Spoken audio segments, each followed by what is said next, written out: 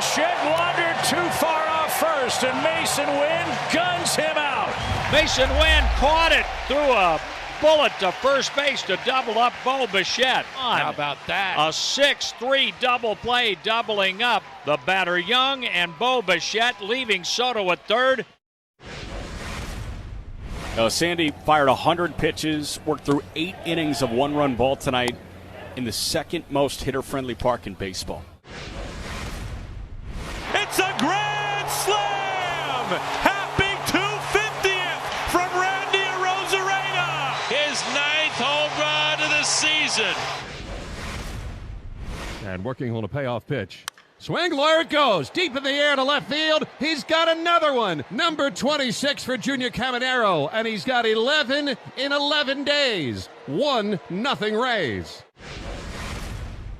7 complete for Yamamoto. No runs, 3 hits, 2 walks, 10 strikeouts. Straightaway center. Did he do it? Did he do it? Yes, he did! Start the fireworks! What in the world did you expect? That's what he does. Puedes ser el dueño de grandes momentos del béisbol. MLB Auction te permite participar en la subasta de bates, bolas y jerseys autografiados, con artículos de tus equipos de grandes ligas favoritos, leyendas y jugadores. Visita auctions.mlb.com.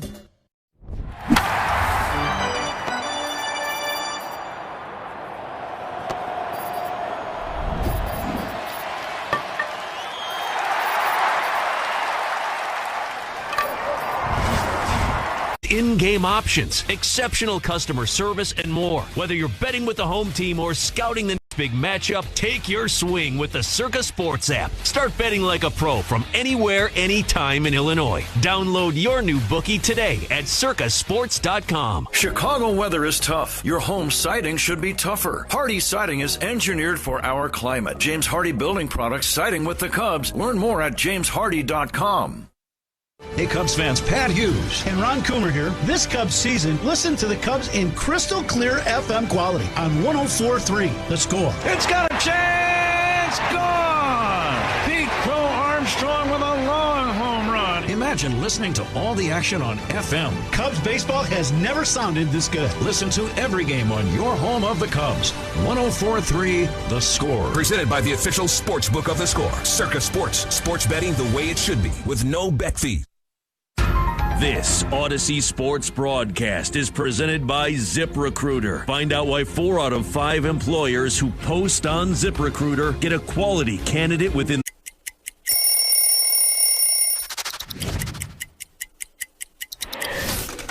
Wow.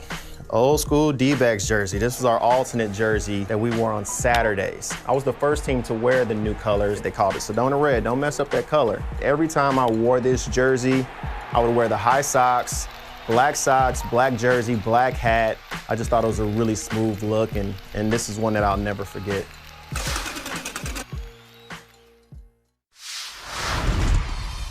I want to ask you about food. What is something that you have to eat to beat a judge? Oh, Aaron Judge! Send him to Monument Park now! We got some good chefs in New York. They've been cooking up some nice chopped cheeses, and that kind of, it gets you, I don't know if I should tell the kids that they should be eating chopped cheese before a game. Before the game, probably steak. That's usually what I go to. I like a steak, no vegetables. No vegetables? No vegetables. Is it straight protein? Yeah. Well, it's the start after. Toughest start of his young career. Let's see if Cam Schlittler bounces back against this Rays starting lineup. And down goes Aranda on a 100-mile-an-hour fastball. You know, there are certain guys that you always match up extremely well, and Aranda does not hit the high fastball, especially with the velocity. He's really went heavy with the four-seamer against this Rays team. Swing and a miss, and a 1-2-3 inning for Schlittler. 4 strikeouts. Cam Schlittler threw 4, and he's rolling. 3-1. Yankees lead top of the Rays order, starting with Yandy Diaz. Swing and a miss. Diaz down on strikes. Yeah, and that's not easy to do because he is a guy that does not strike out much. There's Jonathan Aranda. And there goes another strikeout on 99. And a little movement, a four-seamer that had a little arm side run, but he's underneath it, not catching up to it. And that's been the downfall of Aranda. who is 3-2 this season. Let's go ahead right to the starting lineups for tonight's game. Brought to you by Morgan & Morgan, America's largest injury law firm. Leading off for the Chicago Cubs tonight and playing in center field, Pete Crow Armstrong. Seiya Suzuki in right. Alex Bregman at third base. Carson Kelly is the cleanup man. Kelly, the designated hitter. Batting fifth and playing first base, Michael Bush. Nico Horner at second base. Ian Happ is the left fielder, batting seventh. The number 8 hitter is the shortstop, Dansby Swanson, and Miguel Amaya batting ninth and catching. Those are the Cubs. Here are the Reds. Ellie De La Cruz leading off at shortstop. Sal Stewart, the rookie third baseman, batting second. J.J. Bleday in left. Spencer Steer, the cleanup man, Steer in right. Nathaniel Lowe batting fifth and playing first base. Eugenio Suarez, the DH. Jose Trevino catching and batting seventh. The number 8 batter at second base is Edwin Arroyo. And batting ninth in center field for Cincinnati, T.J. Friedl. 78 degrees. A little on the humid side. The ball should really carry pretty well tonight. It normally does in the summertime at the Great American Ballpark. Game time temperature of 78, sponsored by Four Seasons, your trusted local experts for heating, air conditioning, plumbing, sewer, and electric. We are ready to go, the Cubs and the Reds, ready to get it started right after this on The Score and the Northwestern Medicine Cubs Radio Network. Every strikeout and home run is heard right here on 104.3 The Score and the Cubs Radio Network. 1-877 Cards for Kids. KARS Cards for Kids. Ready to get rid of that old car? Donate it to Cars for Kids. Call 877 Cars for Kids to reach a friendly live agent. Donation is super easy, and your car can be picked up as soon as tomorrow. Call us now or go to carsforkids.org. 1-877 Cars for Kids. Donate your car today. Did you know you can donate real estate too? The Cubs and Reds. It's about to be game time here in Cincinnati. That makes it the perfect time for a Flight by Yuengling at just 2.6 carbs, 95 calories, and packed with flavor. Flight is the next generation of light beer from the oldest brewery in America. Look for Flight wherever you buy beer. And the Cubs looking for some offense tonight after being shut out in the opener of this series last night. But a very different pitcher on the mound tonight compared to what the Cubs had to face last night. Hunter Green was dominant. Nick Lodolo's having a different kind of season. He's 28 years old. He's finishing up his warm-up tosses. Very tall left-hander. He's 6'6", and he's a big man. He weighs 234 pounds. Cubs will have Pete Crow Armstrong to lead off. Let's take a look at the uniforms. Uniform descriptions brought to you by Benjamin Moore. On the field or the walls of your home, the right team and colors make all the difference. Official paint of the Chicago Cubs, Benjamin Moore. Cubs have their traveling grays, gray shirts and trousers, red numbers on their backs, blue hats, helmets, sleeves, and socks. The Reds have their red uniforms. I mean, everything is red. Red shirts, red trousers. Some guys wear red shoes, like Ellie De La Cruz, the shortstop. They have red hats. They do have black numbers on the backs of their jerseys. We are ready to go. Pete Crow Armstrong to lead things off against Nick Lodolo. And this great old rivalry that began way back in 1890 is about to be renewed again. First pitch, in for a strike, and away we go. Zach, I mentioned Lodolo is 3-2. His ERA a little over 4.5. We'll have you look at some of the other numbers after he delivers the 0-1 pitch to Pete. It is fouled away, 0-2. He missed all of April recovering from a blister on one of his fingers, and he's been in a groove lately. Just 1 run allowed over his last 3 starts, a span of 15 innings, including a victory over Baltimore last Sunday, 1 earned run on 6 hits in 6 innings. Lefty to lefty, a fastball is high to Pete Crow Armstrong. Dodolo has a very quiet, simplified windup. It's almost like he's in the stretch position as he looks in for a sign, and then he gently rocks back and brings it. And this pitch is strike 3 called. Pete thought it was downstairs. He's not going to challenge the call, but he has a word or two or an opinion or two for Tyler Jones, the home plate umpire. That's out number 1. The last thing you want to do if you're the Cubs is challenge something this early in the game, especially if you're expecting to play a tight game. You want to save those for some high leverage situations later on. Seiya Suzuki, the batter, and he'll take a fastball up and in. Cubs did not score last night, shut down on just 4 hits. You don't see a lot of shutouts pitched in this ballpark in the summertime. Seiya hits a sharp ground ball to third, 1 hop to Stewart, gloving it, moving to his left, throws to first in time. And that's out number 2. Hard hit ball, but it becomes the second out in the inning, and the batter is Alex Bregman.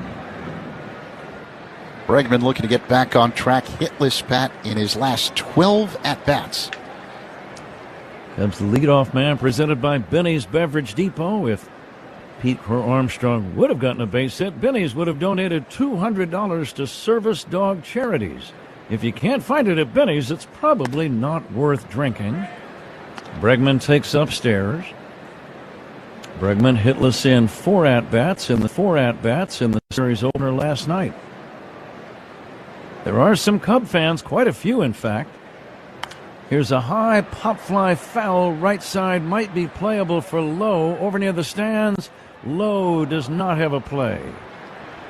He went over to the railing at the far end of the Reds' first base dugout, and the ball just out of his reach. Great American ballpark. It's a good hitter's park, especially in the summertime. 328 down the line in left, 379 left center, 404 dead center, 370 right center, and 315 down the line in right. Here's a fly ball to right, pretty well hit, but it's playable for Steer. Angling back to the track, makes the catch, and that ends the inning.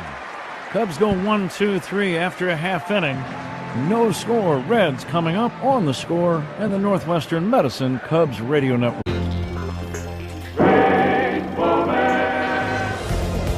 Santiago and the plate umpire Joe West waiting, and West is saying throw the ball. So Joe's putting a little heat on Mondesi. Look at this. How do you like that? Strike. And he hadn't come up to the plate yet. Oh, here comes Lasorda. And Joe West, Cowboy Joe West, has just lassoed Raul Mondesi. By first and second round picks, brothers Liam and Marcus Ruck. Joining us on the field are the Ruck twins and Penguins prospects who recently took part in the team's 2026 development camp. And now here with our game time first pitches, let's welcome Liam and Marcus Ruck.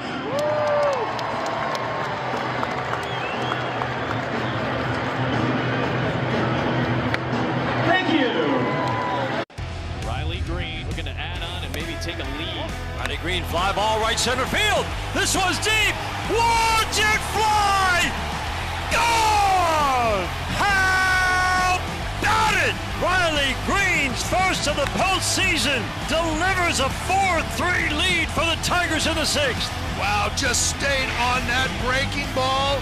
Man, did he hammer that thing. That was 3/4 of the way up those seats out there in right center field. To comparable plans from T-Mobile, Verizon, and AT&T as of 3/24/26. Taxes, fees, extra. $30 monthly discount limited to new mobile customers only. After 12 months, regular rates apply. Hey fans, why does flying Southwest Airlines from Chicago just make sense? Reliable, flexible, enjoyable. We're full of ibbles and obbles and proud of it. Bottom 1, Cubs and Reds scoreless. The first inning is powered by Invesco QQQ. Let's rethink possibility. Invesco Distributors Incorporated. Right-hander Javier Assad always works out of the stretch. Big, strong right-hander goes to work on Ellie De La Cruz, and his first pitch of the game is inside. De La Cruz had a home run. It turned out to be the only run the Reds would need in last night's game. It was the first run. It came in the 5th inning. 15 home runs for Ellie. The tall, strong, left-handed batting shortstop fouls it back.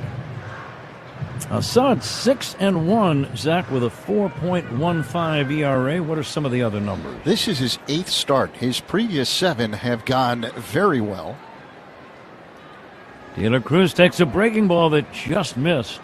1-2. So if you take away that clunker that he had really early in the season against Philadelphia when he allowed 9 earned runs in 4 1/3 back in April, the other 6, 4-0 with a 1.65 ERA. De La Cruz fouls one away. 2-2 on Ellie. One of the tallest shortstops in big league history. I think I mentioned, is he 6'6" or 6'7"? Zach, I've seen different reports regarding his actual height, but he's very tall to play short. 6'6". Now the 2-2. Taken high for a ball, 3-2. He's got a twin brother, though, that's 5'8". Really? Yeah. So I take it they're not identical twins. They're not identical twins. Now the 3-2 pitch on the way. Bouncing ball to first. It's going to be a base hit to right. It was into the hole. I misread it off the bat. Nico Horner tried to make a diving stop in the hole at the right side and could not glove it. Bush did not make an effort for the ball. He ran to cover first. As I'm watching it again, yeah, it was out of Bush's range. It's a leadoff single for Ellie De La Cruz. Yeah, the Cubs had the infield around on the right side to pull with De La Cruz hitting from the left side, so Bush knew that Horner was in the area. He ran to first. De La Cruz likes to run as Sal Stewart steps in, and he'll take the first pitch for ball 1. The previous pitch was called a ball. The catcher is challenged. The catcher, Miguel Amaya, would like this call to be challenged, and the video indicates that it's a good challenge by Miguel. That is a strike. And the count is 0-1. The Cubs maintain their 2 challenges. Stewart, a rookie, headed to the All-Star game. And he'll take down low. He had a couple of hits last night, drove in a run. He's got power. He's got 19 home runs. And he's driven in 6 times, which is a very good number for anybody, Zach, especially a rookie before the All-Star break. Yeah, he does not look like a rookie despite being 22 years old. De La Cruz leads, not running. The pitch, swing and a miss. 1-2. Good fastball by Javier. And that's that 2-seamer that is Assad's specialty. Near the top of the zone on the outside edge. Great movement. Assad, lifetime with a very impressive record, all with the Cubs. 24 wins, 13 losses. His ERA 3.5. It's his 10th career start against the Reds. Now the 1-2. There goes De La Cruz. The pitch bounced toward the middle, and it's under the glove of Horner into center. Racing to third, De La Cruz. He's going to hold at third. Nico ran over to cover second, anticipating a possible throw. The ball was hit to him. He tried to make a backhand stop. He wanted to glove it, step on the bag, and throw to first for a double play, but he could not glove the grounder cleanly as it bounced under his glove, and De La Cruz just sped around second and motored to third, and the Reds have men at first and third with nobody out. We'll wait to see how they score it. Nico would tell you he should have made the play, and it's been charged as an error on Nico Horner. J.J. Bleday, the batter. Cubs have the infield back, and the pitch is fouled away. Nico head down, kind of walking around, talking to himself. He doesn't make many miscues. He thought it was going to bounce up. It stayed down as he was right on the bag at second when he tried to glove that bouncing ball. Here's a swing and a miss by Bleday. Assad could really use a strikeout here, Zach, with no score, but men at first and third with nobody out. Assad with that 2-seamer, always able to induce ground balls here. But you're right, Nico had the left foot on second base. He was thinking double play. The strike 2 pitch on the way. That's going to be just inside for a ball. Bleday had a homer, drove in a couple last night. Left-handed batting left fielder, hitting .240. De La Cruz leads in foul territory at third. The pitch by Assad.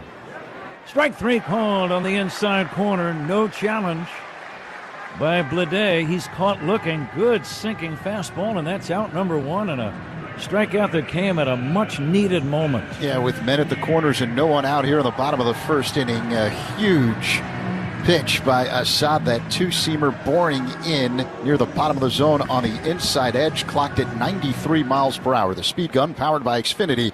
Reliable Wi-Fi at one price for 5 years. Xfinity, imagine that. Spencer Steer, the batter. Cubs keep the infield back. No score. Runners at first and third. One away, bottom of the first. Bouncing ball toward short. Swanson will glove it. Step on second. Throw to first. Double play. It's a double play, and the Reds squander a first and third no-out opportunity. How does one of baseball's most celebrated plays connect to one of baseball's most notorious curses? Through a cross-country move, an earthquake, and the Men of Steel? Find out on Hall of Fame Connections.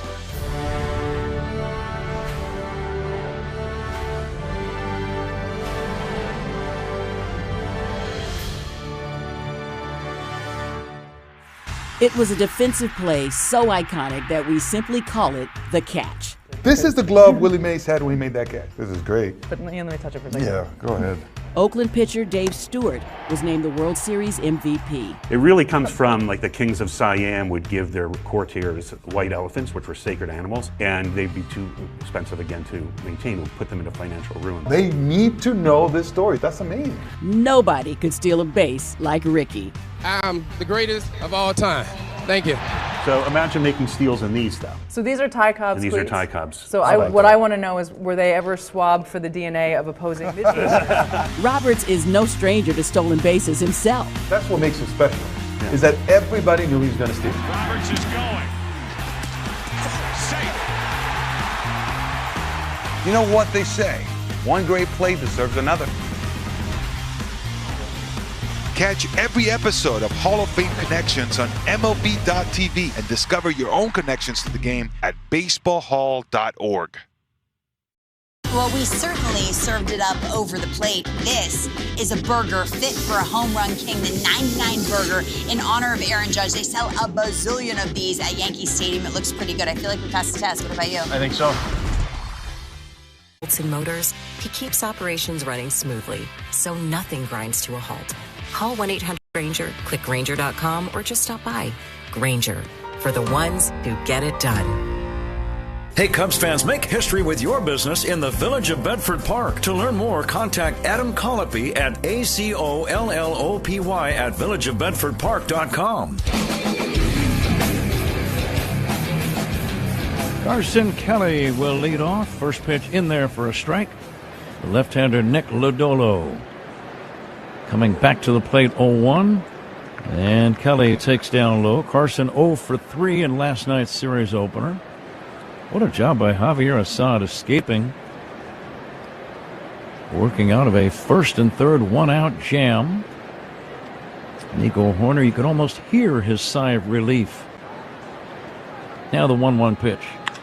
Swinging a line drive, one hopper to second, fielded by Arroyo, and he throws to first in time. Kelly hit it fairly sharply, but a routine play for the second baseman.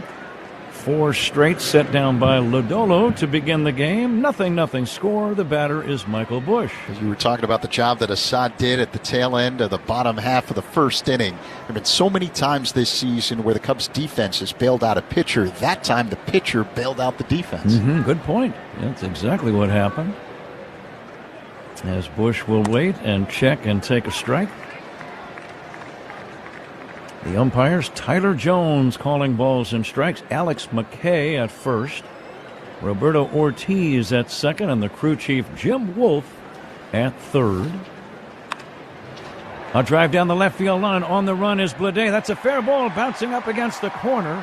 It's going to be chased down by Bleday, and it's a One out double for Michael Busch. The way Bleday was going over, Zach, I thought he might dive for the ball. He did not.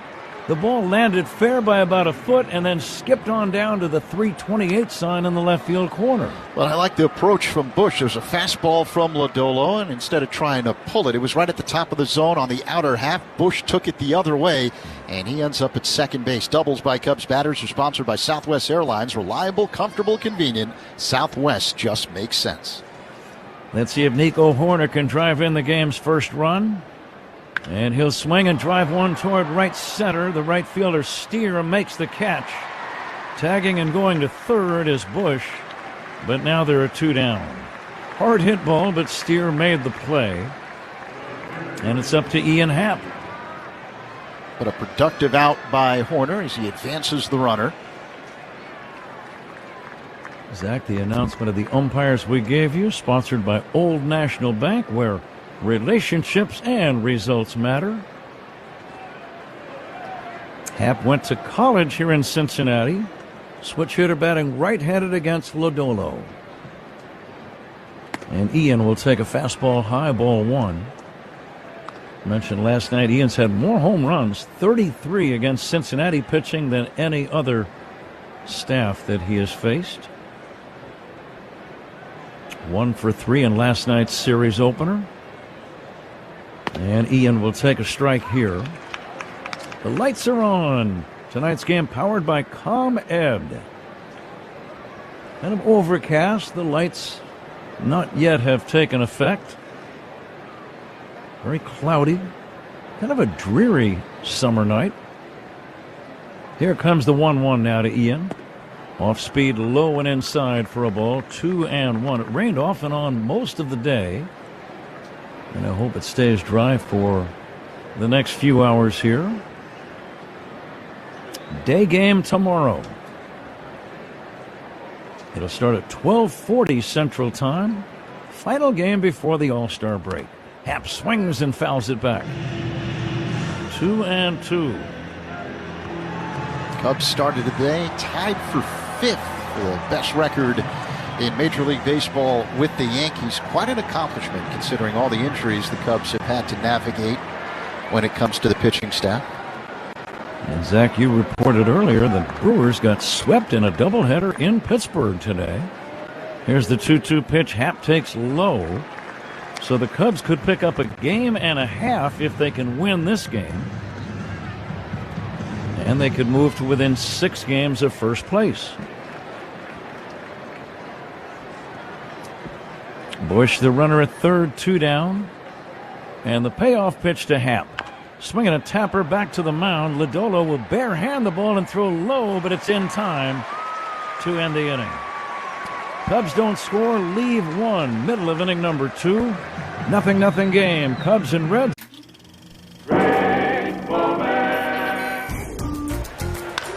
High fly ball right field deep. Canseco back to the track. Looking out. It is off his head, it looked like. And over the top. A home run. Hit Canseco in the head. Look at this. Boink. And it's out of here. Jose, you've hit a lot of home runs, but that shot will live forever. We're talking about power. We're talking about bling. This is the stuff that puts people in the seats. Ruth's adoring fans pitched in to gift a crown fit for the home run king. How come the fans didn't, put something together for me? They gave you a nice round of applause. Good job, Carlos. That man is 42 years old. I'm only 22. Until that man stays on that mound, nobody gonna take me out of this game. Okay, let me see what I can do about it. Right now, I feel like I can go over there and go placata right now on the field just because I held this batter, Willie Mays. I'm not giving it back to you. You need You're not it gonna get back? Okay, you can continue talking. And you're just going to hold on to it? Yeah. Hammer and Hank became baseball's all-time home run king. Hank Aaron flipped the bat, pointed to the outside, and said, placata. Every single Triple Crown winner has been inducted into the Baseball Hall of Fame. So it looks pretty good for Miggy. Just saying. Go to baseballhall.org to plan your visit to the National Baseball Hall of Fame and Museum in Cooperstown, New York, and catch every episode of Hall of Fame Connections on MLB.tv.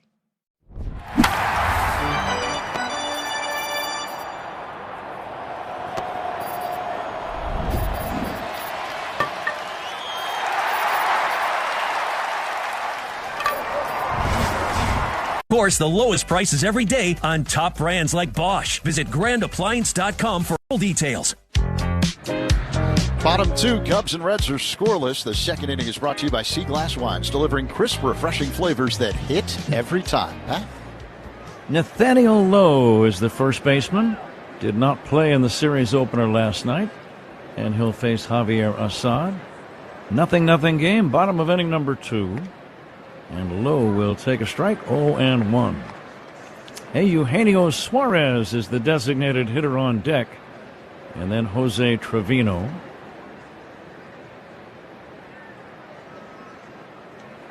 Here comes the 0-1. Bouncing ball off the glove of Assad. He knocks it down, picks it up, throws him out. Is he okay? I think he is. I believe that ball hit him in the glove, which is where you want it to hit you if you're going to get nailed. Yeah, he's okay. There was a one-hopper Low. He was able to knock it down with the glove and quickly recover to throw a strike to first, one away. Suarez the batter. It's his second tour of duty with Cincinnati. Eugenio 1 for 4 in last night's series opener, and he'll take a strike. I often think of the Rocky movies with Sylvester Stallone when I announce the name of Eugenio Suarez. I'm not sure why. Here is a drive foul off to the right, out of play. But I can just imagine Rocky calling for him across the room. Hey, you, Eugenio. Maybe it's just me. I'm pretty sure it's just me. You're glad he's back in the NL Central. Here's the next pitch, up and in to Eugenio Suarez. Matt, we need one of your predictions. It's time for the Feel Like a Bosch prediction, brought to you by Bosch Power Tools. Feel like a Bosch. Breaking ball is low and outside. I'm going to predict that I do not bring up the name Sylvester Stallone tomorrow for the series finale. Does that work? Don't think that's what they had in mind, but it is a prediction. Here comes the 2-2 to Suarez. Just a little bit low. Didn't miss by much. Thought the Cubs might challenge that one. They did not. Yep, it was probably a little bit outside. I have a baseball prediction, though, for tonight. What you got? I think the Cubs are going to leave the yard a couple of times in tonight's ball game. Very different game than last night. The 3-2 pitch. Looped into left field, a base hit. More of a line drive than a looper, actually. It's a one-out single for Suarez. And the batter is Jose Trevino. 0-0 game, second inning with a man at first and one down. Assad making his 10th career start against Cincinnati here tonight. A team against whom he is 0-2 lifetime with a 3.14 ERA. So the ERA tells you he's pitched well against them and lost a couple of tough decisions. He delivers a strike. He has not suffered a loss this season against anybody since the 13th of April against Philadelphia. Since then, he's had 5 wins and 7 no decisions in his outings. And his pitch in there for a strike, called by the home plate umpire Dan Merzel. I may have told you that Tyler Jones was working the plate. We found out that Dan Merzel is calling balls and strikes tonight. No reason given, Zach. I didn't hear one, did you? I did not. Now the strike 2 pitch on the way. Strike 3 call. Trevino, a spectator. And that's going to be out number 2, and it's strikeout number 2 for Javier Assad. Strikeouts by Cubs pitchers. Brought to you by your Chicago and Northwest Indiana Hyundai dealers.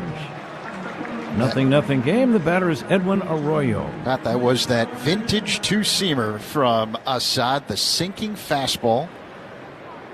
Right along the outside edge near the bottom of the zone. Arroyo takes a strike. You don't see many third basemen play in on the grass with 2 outs, but right now Bregman in on the grass against Arroyo, so he's a very accomplished bunter, and that's why Alex is playing shallow. Low and inside. Great pick by Amaya. That ball's in the dirt on a backhand one-hop pickup. The catcher, Amaya, made it look easy. It was not. The defensive alignment sponsored by Fitzgerald Equipment. Material handling handled. Learn more at FitzgeraldEquipment.com. Scoreless game, bottom of inning number 2. The lead at first by Suarez, and the pitch very high for ball 2, 2-1. This is game 6 of what will be a 13-game package between the Cubs and Reds this year. The home team has won every game so far. The home team is 5-0. Cubs sweeping all 4 at Wrigley a couple of months back. Pop fly left side foul drifting out of play. It's in amongst the customers, and I do believe a Cub fan is going to have a souvenir. Boy, a lot of Cubby blue behind that Cubs third base dugout. See a lot of shirts. Some say Rizzo, some say Coomer. Most of them say Coomer, actually. Here's the 2-2 fouled away. Ron is doing fine. Ron just taking a few days off extra at the All-Star break. 4 days off starting on Monday. The Cubs will be home against the Minnesota Twins next Friday night, a rare Friday night game at Wrigley at 7:05. 3-game set with the Twins. Make your plans to be there at CUBS.com. Now the 2-2 stretch by Assad, the pitch. Strike 3 called. He gets Arroyo looking. Another strikeout looking. And strikeouts by Cubs pitchers brought to you by your Chicago and Northwest Indiana Hyundai dealers. Left center Profar sprints over. Oh, he lost it. It looked like it was going to be a really good play for Jurickson Profar. He did not see that ball. He didn't even come close to it. These interactions between De La Cruz and Tito Francona have been priceless. Come on, Ben. Okay, got it there. Yes, indeed. And the ball wasn't the only thing that landed in the basket. What in the world happened out there to Jung-Hoo Lee? That's wild. I mean, you don't see that in the big leagues. There's Trout, 2 for 2. And Trout jacks one to left field, way back there, and gone! Mike Trout turns back the clock again. He homers on back-to-back days to begin the baseball season. You never want to take for granted watching a future Hall of Famer. He looks fantastic. The bat speed is there. Oh, man. I mean, and you get goosebumps thinking about how good that player is and how good he still is. And now Dylan Cease, an American League best 137 Ks.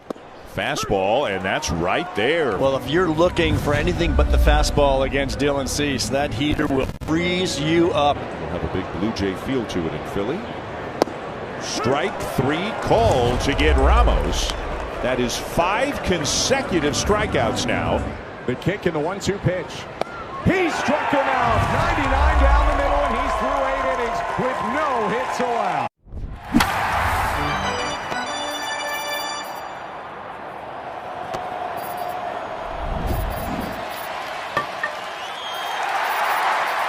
Hey fans, why does flying Southwest Airlines from Chicago just make sense? Reliable, flexible, enjoyable. We're full of ibbles and obbles and proud of it.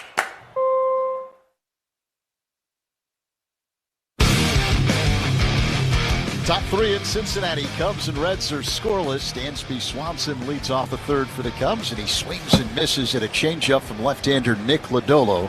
0-1 the count. The third inning is brought to you by Consumers Credit Union, the people in your corner who stand up for you wherever you go. The next pitch is another swing and miss by Swanson as Lodolo doubles up on the changeup. 0-2 the count. Dansby on the year now hitting at .213 after struggling mightily first couple of months of the season.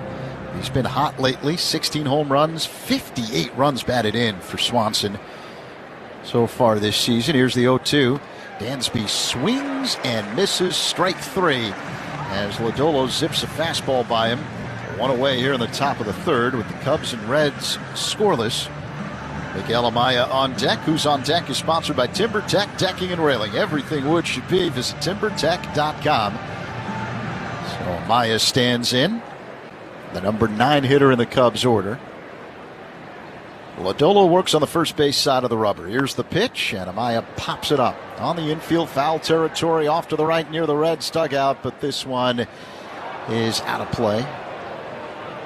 Fan tried to make a barehanded grab, missed it, and it bounced off a chair and into the Cincinnati dugout along the first base line. Sometimes when that happens, you'll see somebody in the dugout toss it back up into the stands, so at least somebody gets a souvenir. I did not see that this time. Well, they were disappointed the fan didn't make the catch. Here's the 0-1. Check swing and a pitch off the outside to Amaya. He did not offer. 1-1 the count. Lefty-righty matchup as Lodolo rocks back and deals, and Amaya swings and misses. A fastball clocked at 94 miles per hour. 1-2. We're coming to you live all season long for the Invesco QQQ broadcast booth, proud partner of the Chicago Cubs.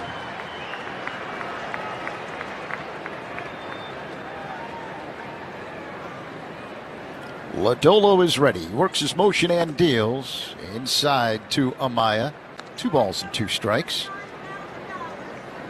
Pat, we've got to play the Binny's Beverage Depot attendance game. If you can't find it at Binny's, it's probably not worth drinking. I was just thinking that same thing, Zach. Here's the 2-2. Swing and a miss. Strike 3.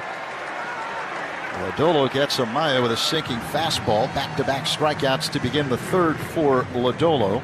Cubs and Reds are scoreless. I think we have a few more fans than we had last night when 30,000 turned out. I'm going to say 32,123. 3-2-1-2-3.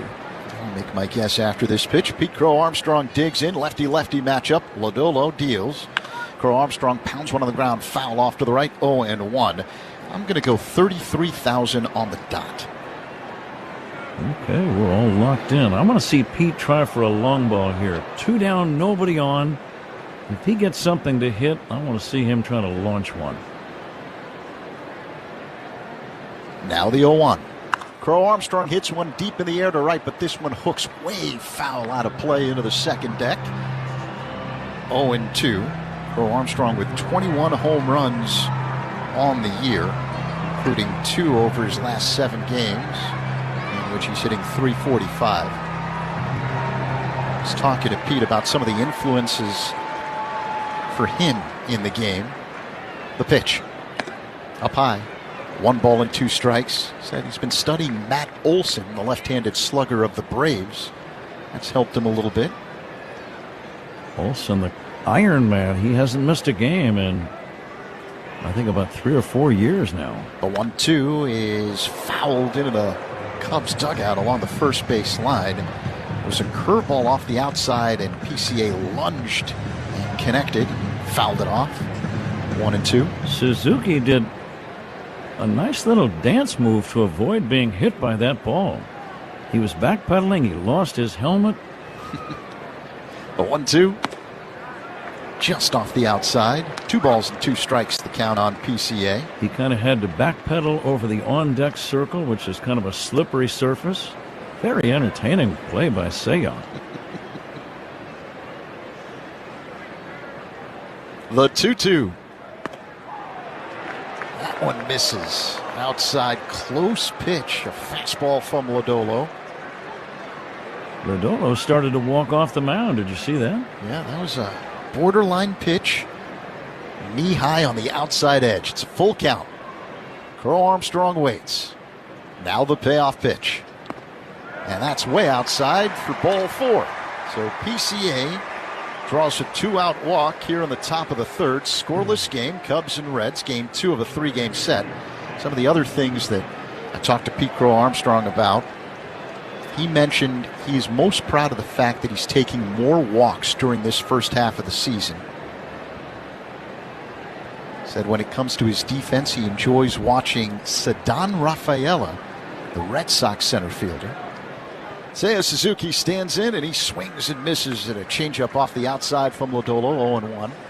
Pete taking more walks, Zach, you mentioned, and you're right on the money there. And I think that goes hand in hand with his batting average being up near 300, 293. Lodolo deals, and Suzuki, check swing at a pitch low. But when you swing, no swing. I was going to say, when you're swinging mainly at strikes, that's good for your batting average. Yeah, it's tough to get him out because he's been so disciplined at the plate over the last month plus. 1-1 strike, the count on Suzuki with PCA at first. A throw to first, and Crow Armstrong gets back standing up. Now and they called a balk. The home plate umpire, Dan Merzel, walked out in front of the plate, Zach, and called a balk on Nick Lodolo. No argument from Terry Francona, the Reds manager. All right, so with 2 away here in the top of the third, the Cubs have a man in scoring position, PCA at second base. Apparently the move he made was deceptive to the runner at first, Pete Crow Armstrong. I couldn't tell exactly what it was, to be honest with you. Suzuki waits for the 1-1. Here it comes. Inside, backing Seiya off the plate with a fastball. 2-1. Part of that balk probably you should probably credit Pete Crow Armstrong with his base stealing ability at first. The pitch. Seiya swings and misses out in front of a changeup. 2-2. When a guy is on base that is known for stealing a lot of bags, it's just uncomfortable for the pitcher that entire time. And we've seen it over the course of Pete Crow Armstrong's career with the Cubs. He makes pitchers uncomfortable at the plate and on the bases. 2-2 the count. Lodolo checks second. And the pitch. Seiya pops it up on the infield in front of home plate. The catcher Trevino under it, and he makes the catch for out number 3. PCA stranded at second base. Middle 3, no score. Cubs and Reds on the score in the Northwestern Medicine Cubs Radio Network. Hey Chicago, this is Nico Horner. Pat and Ron. Te encantan los jugadores. Te encanta el juego. ¡Y se fue! Ahora puedes ser el dueño de grandes momentos del béisbol. MLB Auction te permite participar en la subasta de bates, bolas, jerseys autografiados y más, con artículos de tus equipos de grandes ligas favoritos, leyendas y jugadores agregados toda la temporada. Cada artículo es autenticado por MLB para asegurar que lo que llega directamente a tu hogar es original. ¿Quieres una parte del juego? Visita auctions.mlb.com. He's aboard ahead of Corbin Carroll.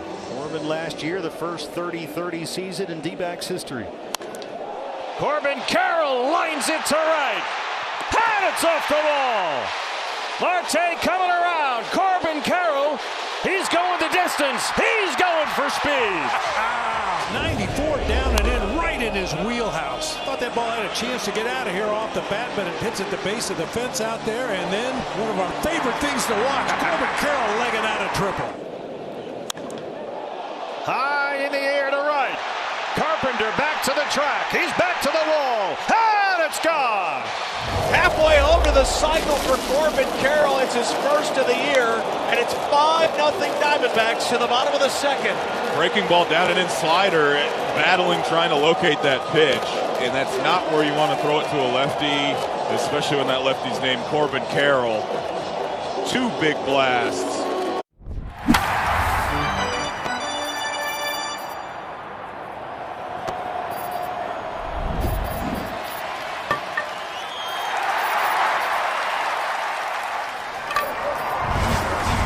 Bottom 3 in Cincinnati. Cubs and Reds are scoreless. Cloudy, 77 degrees at the moment as TJ Friedl digs in. Left-handed batter against the right-hander Javier Assad. And now the pitch. Friedl swings, line drive, base hit in a center field. Fourth hit of the ball game for the Reds. Time and temperature sponsored by Circa Sports. Sports betting the way it should be with no bet fees. Friedl with excellent speed, so he's at first. And now the dangerous Ellie De La Cruz digs in. He singled his first time up. Cubs and Reds are scoreless here in the third. De La Cruz, switch hitter, batting from the left side against the right-hander Assad, who works on the third base side of the rubber. The pitch. is inside. 1-0. Cubs vacating third base with their defensive alignment at the moment. Bregman playing where shortstop normally would in the hole. And the shortstop Swanson up the middle to the left of second base. The pitch. De La Cruz shows bunt, pulls it back, and takes a fastball for a strike. 1-1. De La Cruz saw that defensive alignment you mentioned, Zach, and I think he wanted to push that ball down the third base line. 1-1 the count. Friedel at first. A long set by Assad. Now the pitch. Inside. 2-1 as De La Cruz has to jump rope out of the way.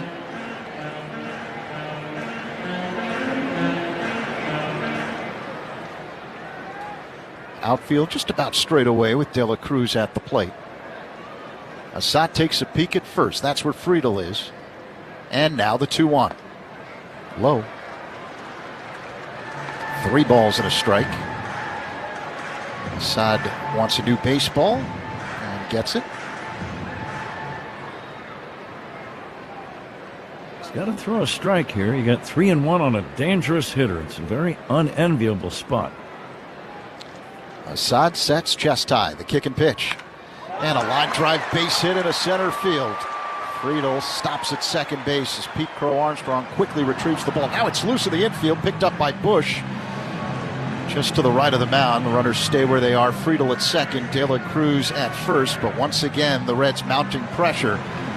With 2 on and no one out after back-to-back singles by Friedel and De La Cruz, and Sal Stewart will dig in. Against a good hitter, Zach, once you fall behind 3-1, it almost never has a real happy ending. You're either going to walk the guy or give up a hard hit ball somewhere. Stewart, a powerful right-handed batter. Assad delivers and misses with his first pitch to Stewart. 1-0 the count. Sinking fastball that was low. Haven't seen a triple play lately. Now's not a bad time for it. Here's the pitch by Assad. High and tight to Stewart. 2-0. Stewart singled his first time up.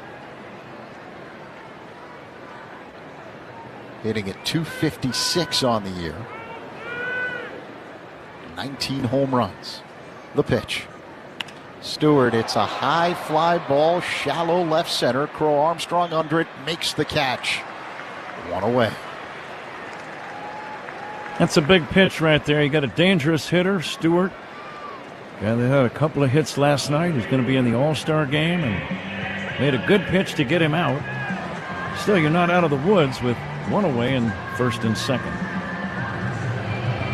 So now the batter is J.J. Bleday, caught looking his first time up. Bleday hit a 2-run home run in last night's ball game. He's got 15 homers on the year. Minute first and second, 1 away. Scoreless game here in the third. Assad delivers. And a cold strike. That sinking fastball on the outside edge near the top of the zone. 0-1. Friedel at second, De La Cruz at first. Assad takes a peek at second. Works his motion and deals. Bleday fouls it back off the screen, 0-2.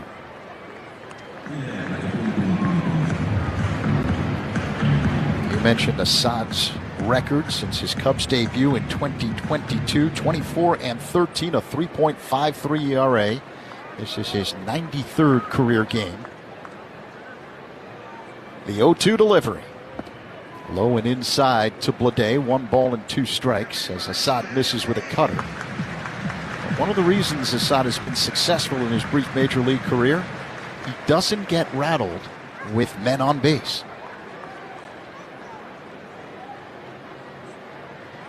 Now the pitch. Popped in the air, foul out of play off to the left by Bleday. Count remains 1-2. And because of that two-seam fastball, that sinker, he's able to consistently induce ground balls to get out of jams. 1 ball and 2 strikes. Throw to first, and they've got De La Cruz picked off. Tag applied by Bush. 2 away. Bush was playing behind De La Cruz, And De La Cruz had a big lead off the first base bag. And then Bush snuck in a surprise pickoff play. And De La Cruz erased from the bases. Haven't seen that one in a long time, Zach. What a big second out it is. And what a surprised look Ellie De La Cruz had on his face when he saw that he was about to be picked off. Friedel at second, 2 away. Now the 1-2 to Blade. Pop foul out of play off to the right.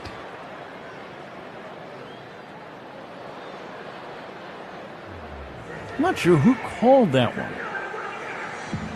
Because as soon as Bush ran to the bag, immediately Assad made the throw over. So they both knew it was going to happen, but I'm not sure if it was maybe Alex Bregman or somebody in the Cubs dugout that called it. Here's the 1-2 to Blade. It misses low and outside, a curveball.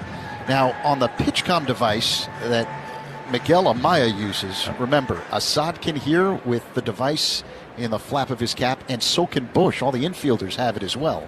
Miguel could have played a role. You're right, Zach. The 2-2. Just misses off the outside. So Blade has worked a full count. It's a changeup from Assad.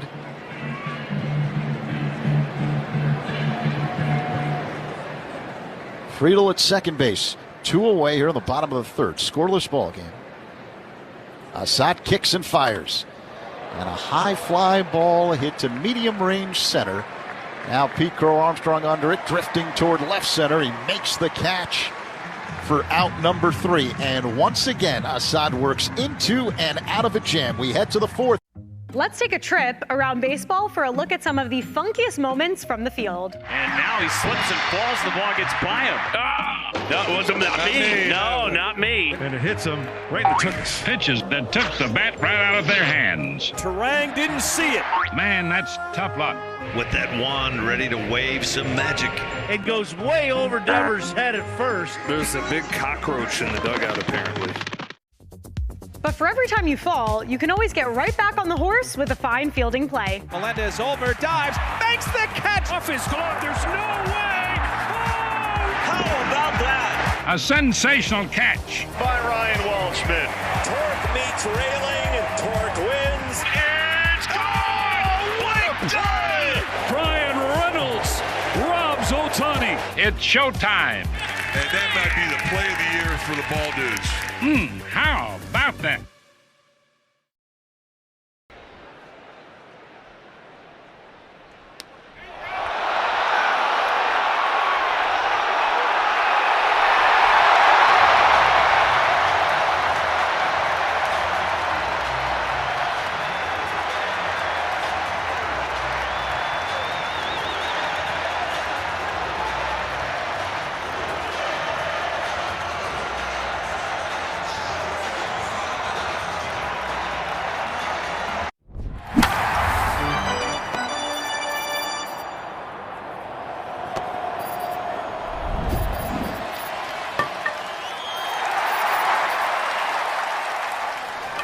Corner at myconsumers.org. Federally insured by NCUA. Top 4 in Cincinnati. Cubs and Reds are scoreless. Alex Bregman will lead things off here in the 4th for the Cubs. He's the number 3 hitter tonight. Left-hander Nick Lodolo on the mound. High leg kick and pitch. And Bregman looks at a ball low and inside. 1-0 the count.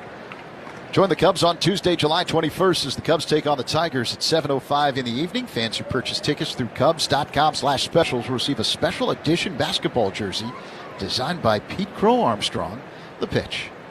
Bregman looks at a ball up high. It's 2-0. And that special edition basketball jersey designed by PCA honors Cubs legend Ryne Sandberg. Don't miss out on this offer. Lodolo peers in, gets the sign from Trevino, works his motion and deals. And misses again, low and inside. 3-0 the count on Bregman. Get you a station identification as time permits. Bregman flat out to deep right his first time up. And the pitch. Misses outside, ball 4. Let's pause 10 seconds for stations to identify themselves on the score on the Northwestern Medicine Cubs Radio Network. Rahimi, Harris, and Grody, middays 10 a.m. to 2 on 104.3 The Score. This is the Northwestern Medicine Cubs Radio Network, WSCR, WSCR-FM, and HD1 Chicago. Walks of Cubs batters, sponsored by It's Not a Game, Illinois.com. Speeding in a work zone is like arguing with the ump. A no-win. Mind the signs, avoid the fines.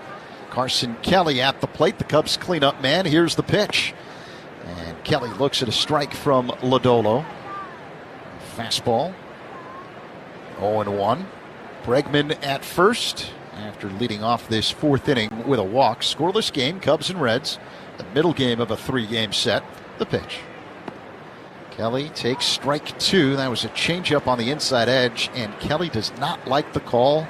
Steps out of the box, adjusts the batting gloves, and just looks at the home plate umpire, Dan Merzel.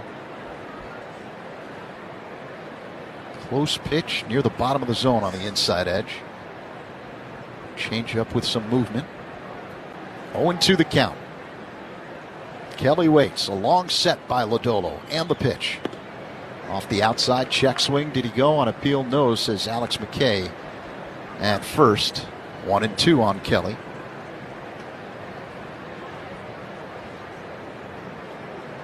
Cubs still looking for their first run of the series. They were shut out last night. Here's the 1-2.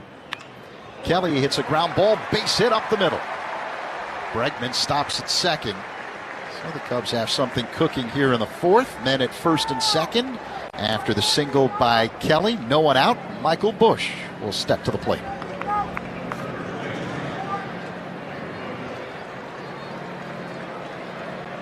Let's see if the leadoff walk leads to a rally. Many times it does.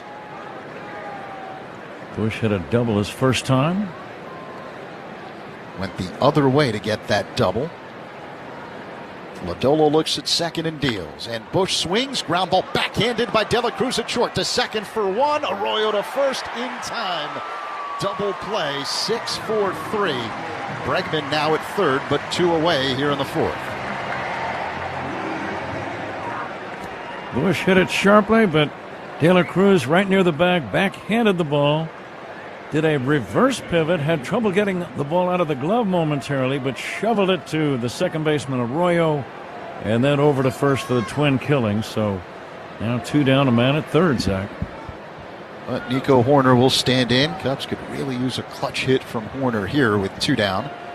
And a man at third base in Bregman. Scoreless game, Cubs and Reds here in the top of the 4th. How about a bunt single right here?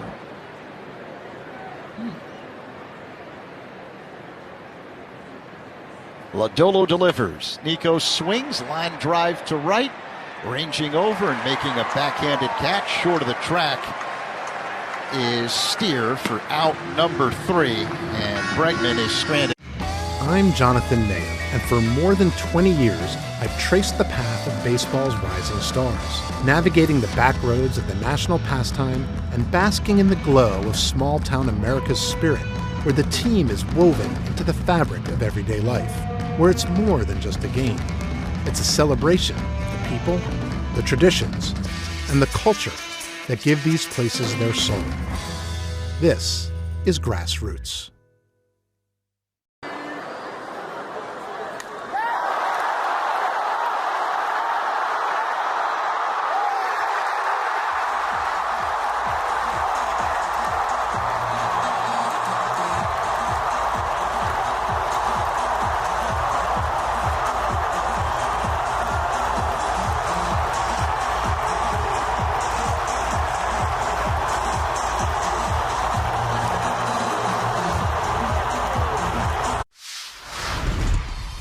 I'm gonna go check out Food Truck Row.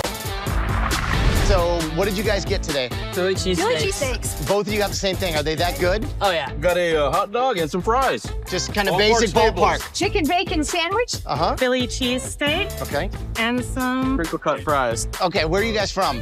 We're from Dallas. Dallas. That's what's fun about baseball. It brings different regions together, not just the ball and glove and bat, but what we're eating.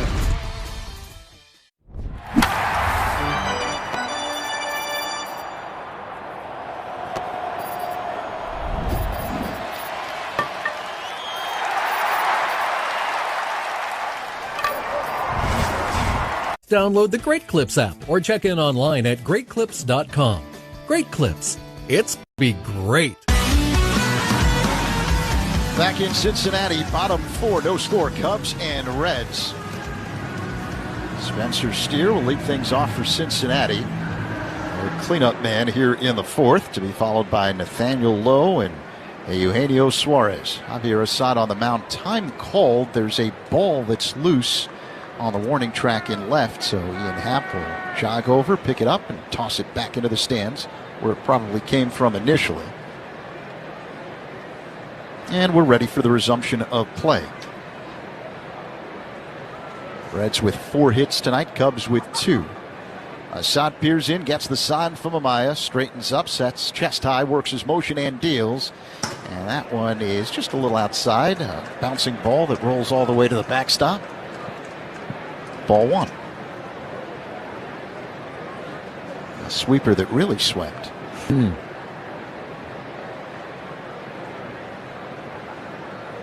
Assad kicks and fires the 1-0. That's a called strike. Sinking fastball to Steer, 1-1. Zach looking around baseball, seeing some notes. Shohei Ohtani, the great star for the Dodgers, will skip a start, and he will sit out the All-Star game to rest his left knee. Despite being hurt, he still homered last night, but his knee is going to be drained and then receive a pain-relieving injection. He's 31 years old, the great Shohei Ohtani. Assad delivers, and Steer looks at a strike. Another sinking fastball. The count is 2-2. The knee has been bothering him when he's been landing on the slope of the mound while pitching. He has not been as effective lately. 9 earned runs in his last 18 innings over his last 3 starts. Still, he has a 1.79 ERA. Wow. The 2-2. Steer pops it up right side, but this one's out of play behind the Reds dugout on the first base line. And despite his troubles, he is second in the league to Milwaukee's Jacob Mizorowski for lowest ERA in Major League Baseball. But Shohei Ohtani, one of the great names of our sport, will not play in the All-Star game on Tuesday in Philadelphia. Yeah, so all baseball fans miss out with Ohtani not in the game. The 2-2. Called strike 3. That 2-seamer boring in on Steer near the bottom of the zone, frozen. 1 away, the first out, sponsored by Xfinity. Reliable Wi-Fi at one price for 5 years. Xfinity, imagine that. Milwaukee had some bad news. Not only did they get swept in a doubleheader earlier today in Pittsburgh, but their left-hander Kyle Harrison has been placed on the 15-day injured list. Nathaniel Lowe fouls the first pitch back off the screen from Assad, 0-1. And Zach, it's kind of ominous. It says left forearm issues. Now, could that be the elbow? Possibly. But he's been one of their mainstays. 8 wins and 2 losses. And he's out for 2 weeks. Lowe drills one deep in the air to right, way back, still going, and gone. Into the Cubs bullpen, down the right field line. The Reds strike first, solo shot by Nathaniel Lowe, his 10th of the year. Cincinnati 1, Cubs nothing here in the 4th.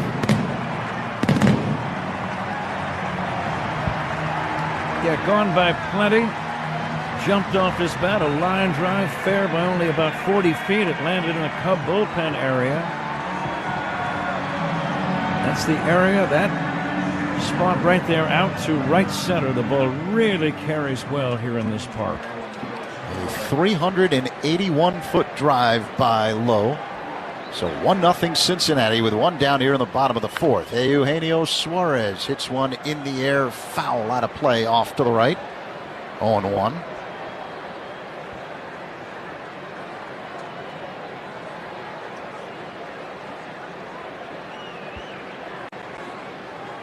Righty-righty matchup. Suarez single his first time up. The pitch.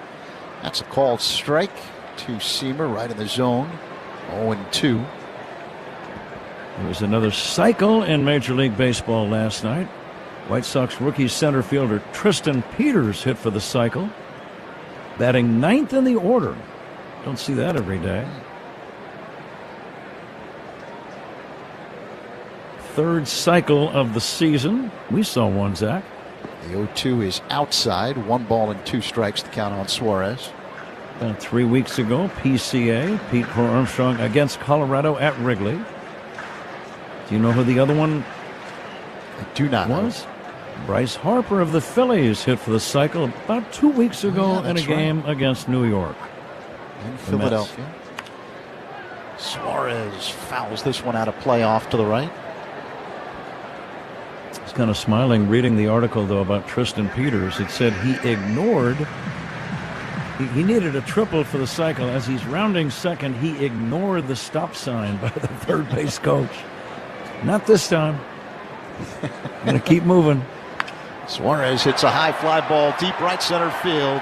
Seiya back at the track near the wall. He leaps. It's gone. Back-to-back home runs for Cincinnati. First low, now Suarez. It's 2-0 Reds here in the fourth. Again, that's the area where the ball really carries, just to the right of the 370 sign, straight away right.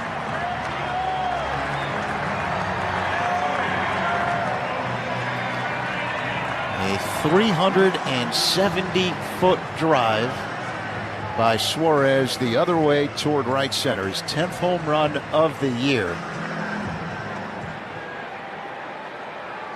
And it's 2-0 Reds. Just one away here in the fourth. Jose Trevino at the plate, the pitch. Strike called. Two-seamer near the top of the zone.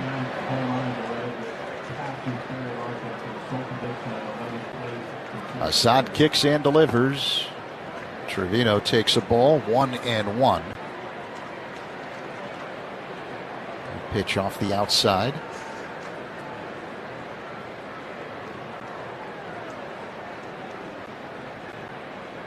Assad works his motion and deals. And Trevino lines it foul out of play off to the right. 1-2.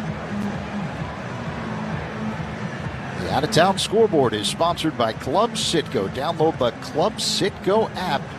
Save 23 cents per gallon on your first fill-up. The Pirates sweep a doubleheader against the Brewers today. Here's the 1-2. Trevino, it's a looper down the right field line, racing in Suzuki, but this one is foul. A fan reached over right along the edge of the sidewall. Tried to make a catch, couldn't. Ball dropped harmlessly into foul ground. So the count remains 1-2 on Trevino. In game one of that doubleheader in Pittsburgh, Pirates beat the Brewers 7-6. Esmeralin Valdez homered twice in the first game of that doubleheader. He wasn't done. Homered again in the second game as Assad deals, and Trevino lines one, caught by a sliding Bush, ranging over to his right. 2 away. Nice play by Bush at first. Ball had probably a little slice to it. Michael slid. Not a routine chance. You could tell he struggled a little bit, but made a very nice play. We'll call it the tough play of the game, sponsored by Loyola Medicine. Loyola Medicine defines tough. Yeah, so Valdez homered again in the second game as Assad deals. Edwin Arroyo hits a pop fly, shallow left along the line. Bregman dropping back in foul territory. This one bounces into the stands. Bregman had to slide so he wouldn't collide with the sidewall. 0-1 the count on Arroyo. Pirates beat the Brewers in game 2 of that doubleheader 3-2. Other finals, the Giants double up the Rockies 4-2. Casey Schmidt with a 3-run home run, his 19th. The Yankees a 4-2 winner over the Nationals. Red Sox shut out the Mets 4-0. Andrew Monasterio with a 2-run home run as Arroyo looks at a ball low. 1-1 the count. Rays beat the Mariners 6-1. Ryan Vilade with a 3-run home run. Guardians 4, Marlins 1. As Tanner Bybee picks up the win, Arroyo takes a ball outside. 2-1 the count on the Reds' second baseman. White Sox shut out the A's 1-0. Eric Fetty picks up his 5th win. It was the Twins 5 and the Angels 3 as Assad deals. And Arroyo looks at another ball. 3-1 the count. Sinking fastball low and inside. A whole bunch of games in progress. The Phillies leading the Tigers 4-1 in the bottom of the 8th inning. It's the Orioles 4, Royals nothing. They're in the 5th. Kobe Mayo with a solo shot. Arroyo takes a strike, a sinking fastball. Right at the bottom of the zone on the inside edge. It's a full count. 2-0 Reds with 2 away here in the bottom of the 4th inning. Assad delivers. Arroyo hits a ground ball to second, picked up by Horner, and he flips to first for out number 3. But the Reds do some damage. Back-to-back home runs by Lowe and Suarez, making it 2-0 Cincinnati as we head to the 5th. On the Score and the Northwestern Medicine Cubs Radio Network. Join us for some Cubs talk to start your day. We have a couple things out here for the first acknowledged unassisted triple play. And Cy Young said, Neil, where are you going? He said, 3 outs. Neil Ball had a fairly short career as a big leaguer, but continued playing in the minors where he encountered true baseball royalty. Now we're going to connect to Babe Ruth. He dominated the game like no one else had before. I'm holding Babe Ruth's bat. During a 1934 baseball barnstorming tour of Japan, Ruth faced 17-year-old pitcher Eiji Sawamura. Sawamura became a hero in Japan, and the Nippon Professional Baseball League's version of the Cy Young Award bears his name. Maeda won the award in 2010 and again in 2015, when the runner-up was Shohei Ohtani. First pitch crushing! Oh, man! Like the 3 outs of a triple play. It all connects. Go to baseballhall.org to plan your visit to the National Baseball Hall of Fame and Museum in Cooperstown, New York, and catch every episode of Hall of Fame Connections on MLB.tv. The name of the business is Legacy Catering. We all were talking about how Mom taught us all how to cook. She was a cook at the public school system for ages. So we all started to cook with her, so we decided, to do the business, so we went to figure out what we're going to call it. So we said, let's cook in honor of, our mother. So that's what Legacy came in. And just remember that Legacy Catering is about people, and this is what barbecuing is all about, and this is why we love it.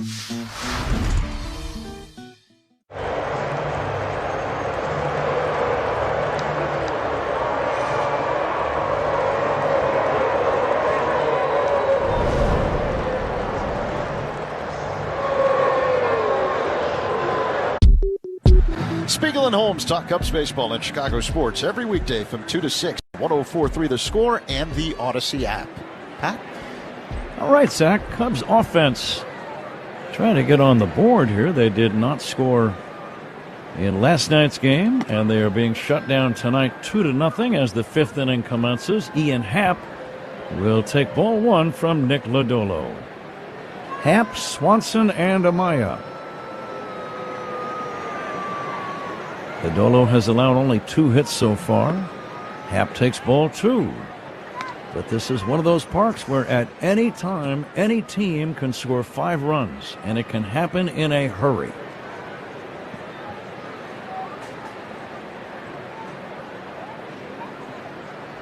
Happ waiting for the 2-0. Hits one foul off to the right and back out of play. Ian struggling as a right-handed batter against left-handed pitching this season, hitting just 160 for the year.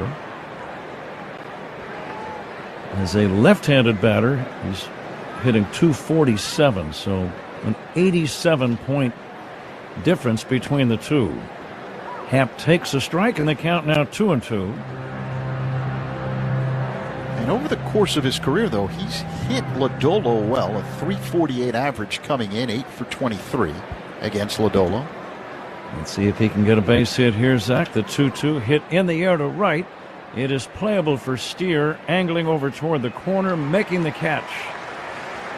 And that's out number 1. Happ is retired. Cubs trail 2-0. In the 5th inning, the batter is Dansby Swanson. We are coming to you live all season long from the Invesco QQQ broadcast booth, proud partner of the Chicago Cubs.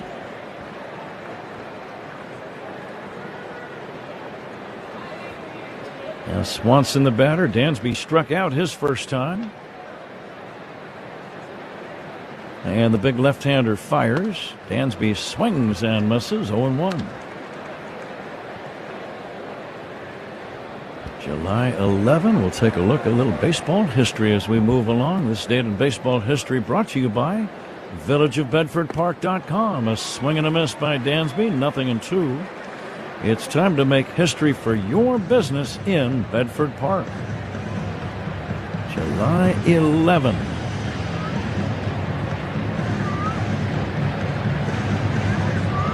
Nolan Ryan recorded his 4,000th strikeout on this date back in 1985. First big league pitcher to reach that plateau. Swanson looks at a ball down in the dust. Ryan would finish with over 5,000 strikeouts, 5,714 to be exact.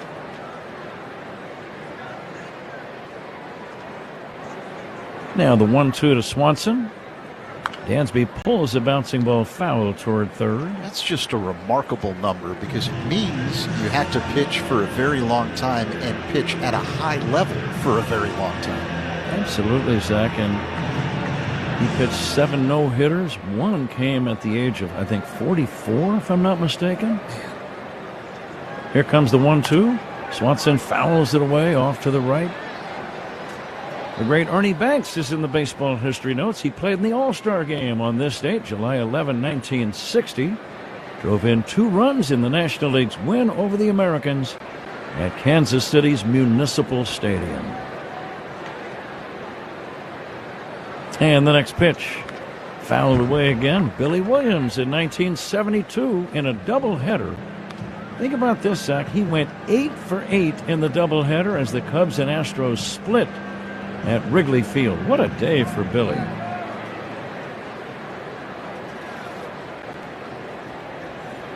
It's amazing. And now the 1-2. Swanson takes strike 3 called on the inside corner. Dansby offering his unsolicited opinion to Dan Merzell, the home plate umpire. And then he walks away. 2 down, nobody on. Cubs shut out in last night's game. Hunter Green and the bullpen tossing a collaborative 4-hitter. And tonight, just 2 hits for the Cubs. We're in the 5th inning with 2 down and nobody on as Amaya will take ball 1. Talking about Billy Williams and that great doubleheader he had. Swanson had a terrific doubleheader last month in New York against the Mets. Didn't he, though? Here's the looper into shallow left center, falling in there for a base hit. Amaya, a soft 2-out single. Let's see if that leads to a Cubs rally. Pete Crow Armstrong coming up. PCA had an excellent plate appearance his last time up. Drew a walk. And Swanson, late June in Queens. A Cubs record 11 runs batted in a doubleheader against the Mets. Just amazing. 3-run home run and a grand slam in the opener. PCA waiting. Lefty to lefty, showing bunt, and takes outside for a ball. He was only doing that because the third baseman Stewart is playing wide of the bag and deep at third. Short lead by Amaya at first, being held by Lowe. And again, Pete showing bunt. Lets the pitch go for ball 2, a curveball. All-Star game of 1978. Cubs reliever Bruce Sutter retired all 5 men he faced and got credit for the win in the 7-3 win in San Diego. Outside ball 3. Let's see if 3-0. If Pete has the green light, he might. 21 home runs, leads the team by a good margin. And he'll take a strike, 3-1.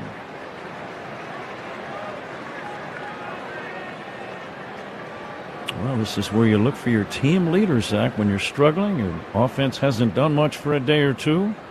Pete certainly is in that category as one of the leaders. Here comes the 3-1, and he'll take outside ball 4. A single and a walk. Finally, Cub fans making a little noise now, and there are a lot of Cub fans here, thousands. We're going to make our picks in the Benny's Beverage Depot attendance game, by the way. I'm going to say 30. Did we already do that? We did. Well, then I'm not going to say 30. Suzuki the batter. That's right. We did make those picks. You did say 32,123. I'll say yes. Here comes the pitch on the way to Suzuki. And it is taken inside, ball one. Saw this before the game. In his last 32 games against Cincinnati, Seiya Suzuki is hitting .360 with 8 home runs. Let's see if he can get a hold of one right here from Nick Lodolo. The pitch smashed foul down the third base line. 1-1 on Seiya. Bregman is on deck. Amaya, the runner, at second base. Pete Crow Armstrong at first. Pete chatting with the first baseman, Nathaniel Lowe. And now Suzuki fouls this one away. That was a hanging curveball. He got a good piece, or a good look at it, but able to just get a piece of it and fouled it back. He ended up right in the heart of the plate.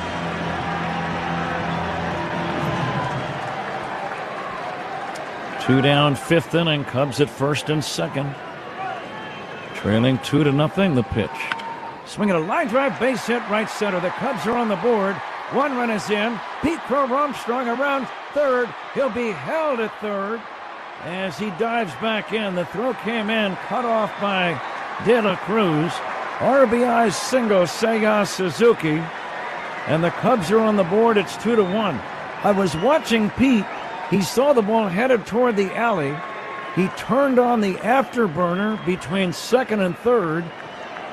And only at the last second did he see Quentin Berry give him the stop sign. The stop sign, Zach. He had to jam on the brakes and scamper back to third. Let's see if that loosens everyone up. The Cubs are on the board, their first run of the series. And here is Alex Bregman. Suzuki's 48th run batted in. This all started with 2 outs and nobody on. And now Bregman drives one in the air to left center. Back toward the track. It's playable for Friedel. He makes the catch. The Cubs get a run on 2 hits. They leave 2.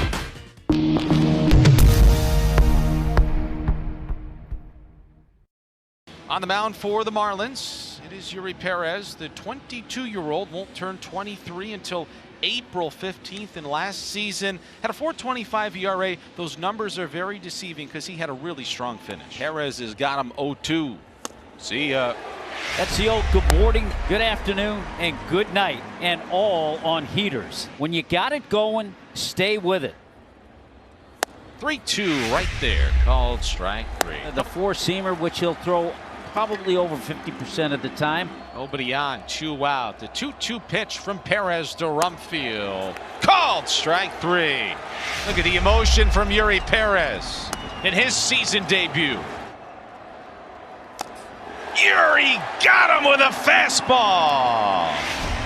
He gets the approval of Sandy Alcantara. 7 innings for Perez. Yeah, and it's really amazing when you say he's still just 22 years old. Well, we certainly served it up over the plate. This is a burger fit for a home run king, the 99 burger in honor of Aaron Judge. They sell a bazillion of these at Yankee Stadium. It looks pretty good. I feel like we passed the test. What about you? I think so.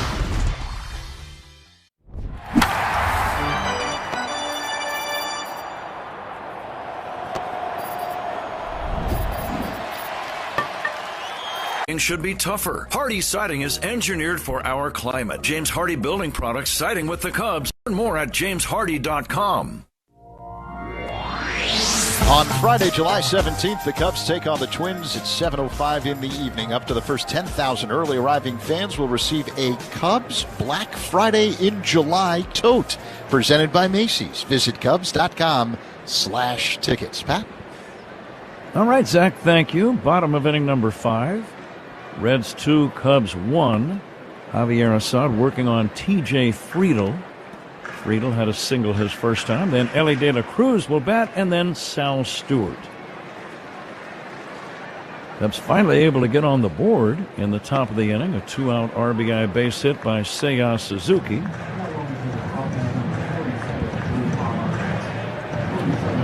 Left-hander Drew Pomeranz now starts to throw in the Cub bullpen. Assad has not pitched badly. There's a breaking ball down low. Assad's pitch count up to 76. 4+ innings. Day game tomorrow, of course we'll have it for you. Final game before the All-Star break. Matthew Boyd against Andrew Abbott in a battle of left-handers. There's a good fastball, but it just missed the inside corner. Ball game tomorrow starts at 12:40 Central Time. All-Star break for the next 3 days. All-Star game Tuesday night in Philadelphia. Here's a high fly ball into shallow left. Swanson going out and calling, and Dansby makes the catch, and that's out number 1. And Pat, the first out is sponsored by Xfinity. Reliable Wi-Fi at one price for 5 years. Xfinity, imagine that. Here's Ellie De La Cruz. Big, tall, strong switch hitter batting left-handed. Again, Cincinnati wearing their bright red uniforms. Here's a drive into deep left center. Back goes PCA near the stands. Pete makes the catch. Right near the 379 sign in deep left center. De La Cruz hit it a little bit off the end of the bat, I believe. And that is out number 2. That was a 2-seamer near the outside edge at the top of the zone, so he did hit it off the end of the bat. And if it stays in the park, Pete Crow Armstrong's going to track it down, and he did. 2 gone. Here is Sal Stewart. Stewart reached on an error and flied out. Nothing for 2. And a pitch on the way. Swinging a foul back. Cubs host the Minnesota Twins and then the Detroit Tigers right after the All-Star break at Wrigley. Twins in this coming Friday night. Detroit in starting on July the 20th. Swing and a miss. Go to Cubs.com for ticket info. And over the first few weeks post All-Star break, the Cubs should be getting some reinforcements. Some of those injured pitchers should be returning. Jamison Tyone with a rehab start with Iowa earlier today. He went 4 2/3 of scoreless baseball. Here's a weak pop fly shallow center. Racing in as Pete Crow Armstrong makes a sliding catch to end the inning. Pete ran in, slid, saw his teammates Swanson and Horner running toward him, so he kind of slid away from them as he made a very nice catch. Made a tough play look like it was a piece of cake. If it stays in the ballpark, PCA is going to catch that ball. What a play. We go to inning number 6. The MLB app. Yeah, it's got game. This game. These games. All the games. Pre-game. Post-game. And everything in between. This is baseball your way. With real-time stats, scores, breaking news, and custom content that hits every time. Because you choose the teams and pick the players you want to follow. So when they catch it on the field, you catch it on the app. Homered in the first, his 3rd leadoff home run in the postseason. Oh my goodness! Shohei Ohtani! Wow! Up and over the roof! A majestic blast! Ohtani drops jaws everywhere! And it's 4-0 Dodgers! 117 off the bat, 469 feet. He is the first Dodger to ever have 2 multi-home run games in the same postseason.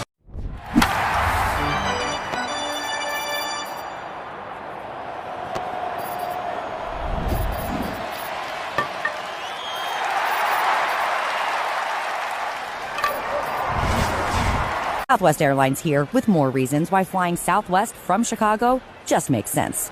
We're famously friendly, nonstops out the wazoo, and so reliable.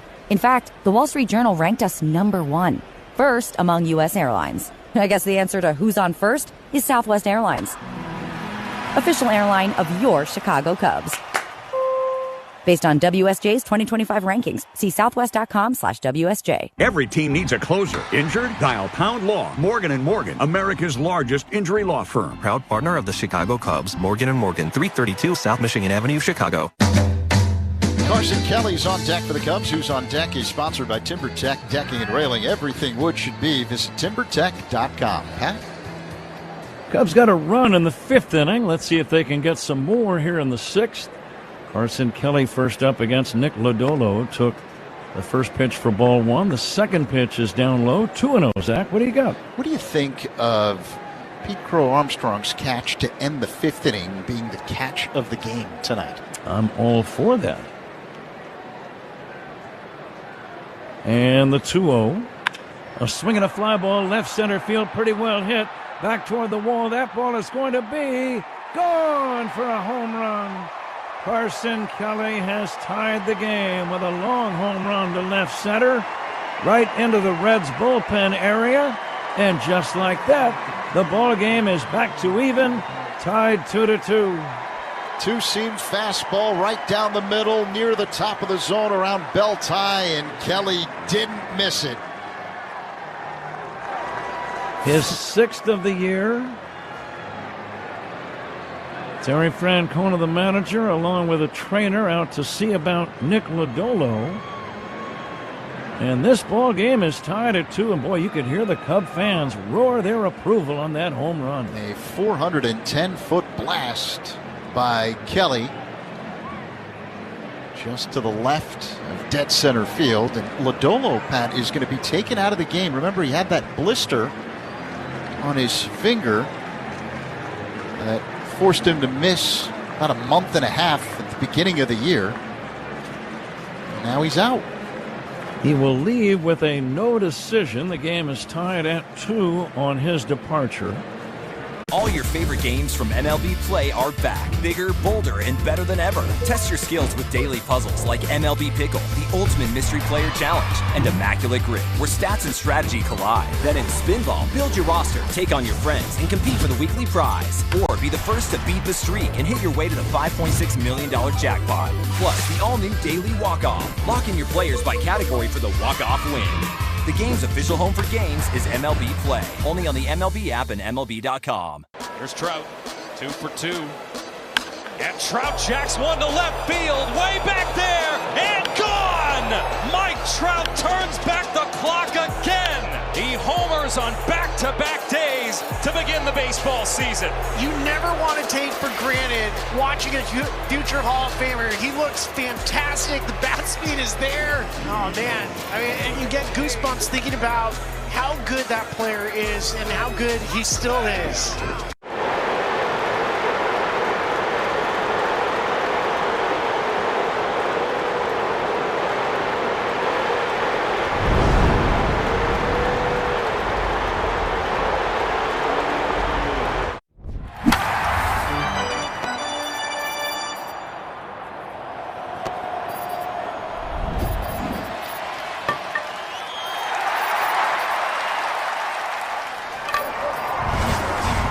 Creations bring bold flavors in every bite. Discover new sushi rolls, steak tataki, and lobster prawn fried rice inspired by one of the world's most exciting food destinations. Cruise through Tokyo, one roll at a time aboard our sushi boat with wave after sushi wave of unforgettable taste. Summer in Tokyo at PF Chang's.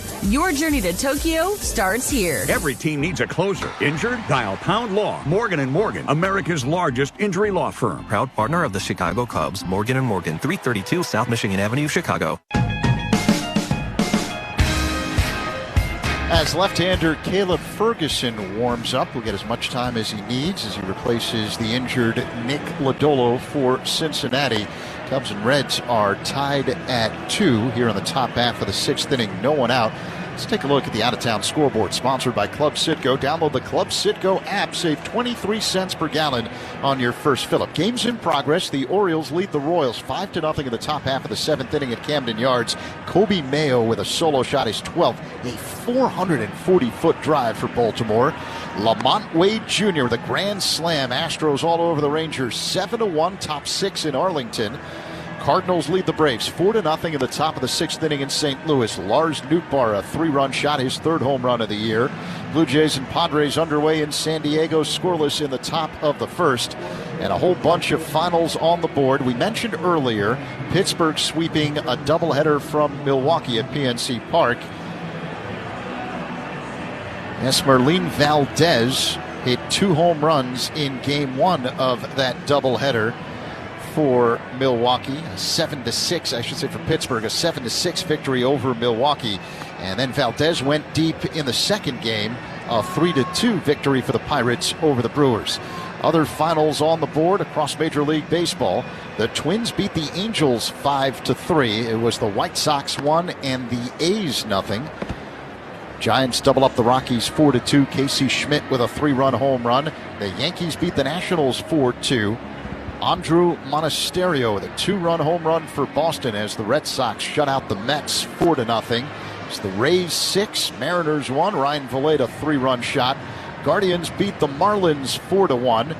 The Phillies knock off the Tigers 4-2. Pat? Left-hander Caleb Ferguson leisurely preparing himself to enter this ball game. Again, he gets as much time as he deems necessary after the starting pitcher Nick Lodolo had to leave with some kind of an ailment. We're not going to guess or speculate. It could have been that blister. It might have been something else. But the new man gets ample time to prepare himself.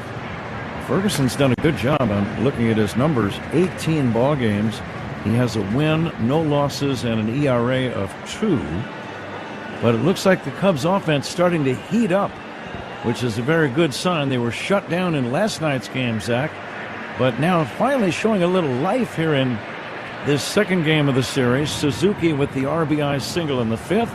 Carson Kelly has led off this 6th inning with a home run to tie the game, and now Michael Busch will bat momentarily and be the first man that Tyler Ferguson faces. Kelly, the Cubs cleanup man, cleanup hitters for the Cubs, sponsored by Chicagoland's appliance leader, Grand Appliance. Get your all-star Bosch kitchen today at grandappliance.com. Let's see what's on tap here in the 6th inning, sponsored by Flight by Yuengling, the next generation of light beer. Can the Cubs take the lead here in this 6th? Caleb Ferguson to face Michael Busch. 1 down, bases empty, a run in on the home run that tied the game by Carson Kelly. And Ferguson ready to go to work. Lefty against lefty to Busch. Pitch on the way to Michael, and that's good for a strike. 0-1. Big crowd, Zach. You can tell when either team does something noteworthy. This is going to be well into the 30s. We've already made our picks. Here comes the 0-1. Busch, a check swing. He was trying to get out of the way and accidentally fouled that ball off.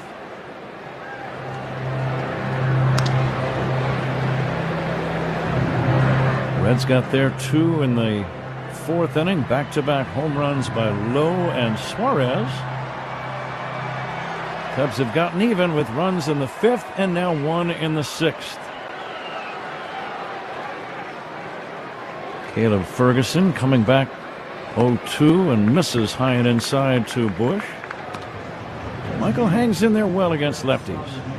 Don't see him bail out at all.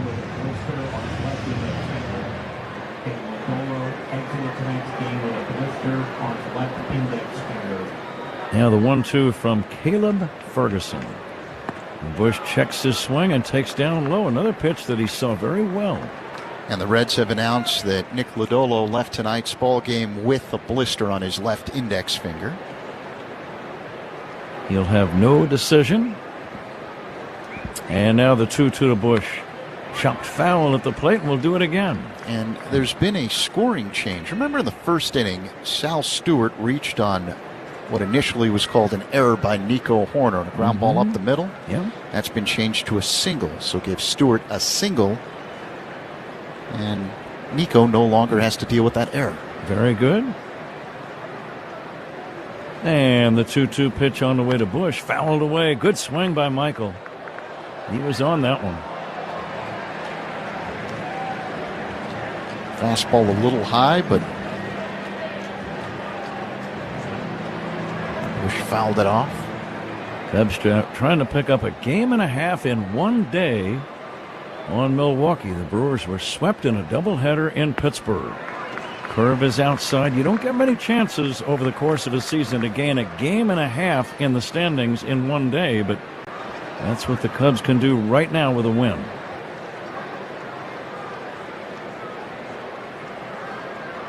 Ten games above 500, the Cubs right now. The pitch. Bouncing ball right side. That's going to be a base hit to right field. Between Lowe and Arroyo. Still nobody out in the inning. A run in. Now the go-ahead run on base here in the sixth inning, and the batter is Nico Horner. Second hit of the ball game for Bush. He came in hitting 167 over his last 7, so you know that feels good for him. Nico's hit the ball hard twice tonight, but has flied out to right both times.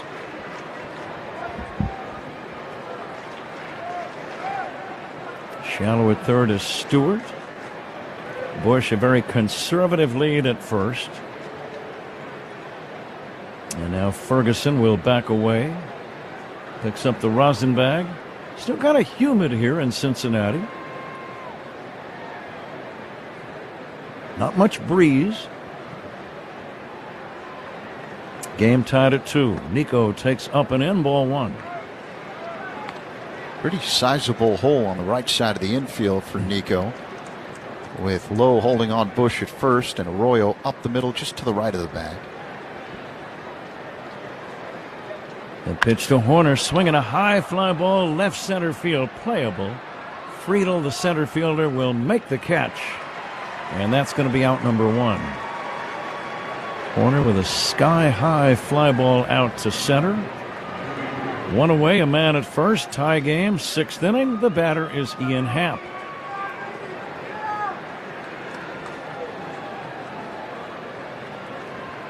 Ian has bounced out and flied to right. Bush ready to take his lead at first, being held by Lowe.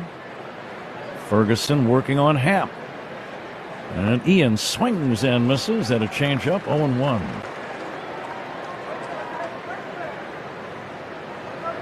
Neither team with an error. 2 runs, 6 hits for the Cubs. 2 runs, 7 hits for Cincinnati.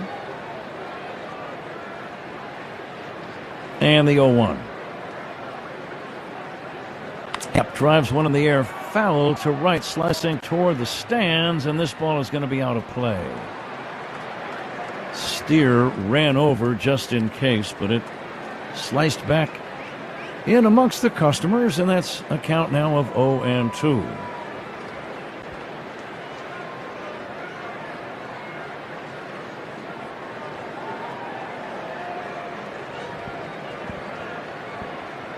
Bush a very short lead at first against the left-hander, not taking any chances. And the strike 2 pitch to Happ. Line drive left center field. That's a gapper. That's a base hit. Going all the way to the wall. Bush racing around third. Getting the green light. He will head home and score. Cubs lead 3-2. RBI double, Ian Happ. Directly in between the left fielder Blade and the center fielder Friedel. It rolled all the way to the fence right in front of the Reds bullpen. Ian Happ delivers. It's no secret he's been struggling mightily over the last month. Big hit for Happ as the Cubs take the lead here in this 6th inning. Doubles by Cubs batters, sponsored by Southwest Airlines. Reliable, comfortable, convenient. Southwest just makes sense. It's one of those slow-moving breaking balls. They call it a slurve, right at the bottom of the zone in the middle. And Happ turned on it. Cubs with their first lead of the game, first lead of the series. Ian Happ with RBI number 42. And you can tell now that there are quite a few Cub fans in attendance.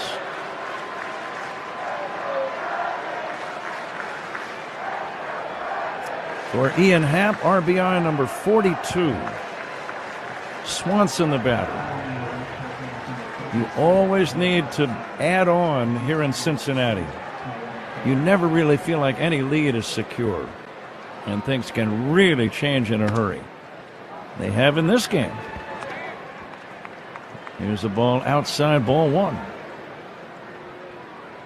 The right-hander starts to throw in the Reds' pen.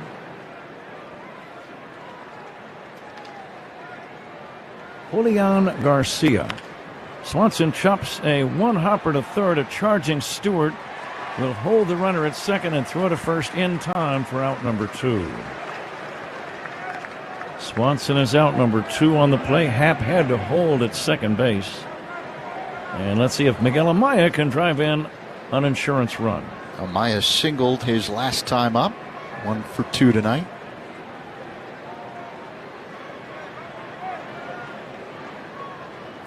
Now the catcher Trevino is going to walk out and verbally communicate something to the pitcher Ferguson.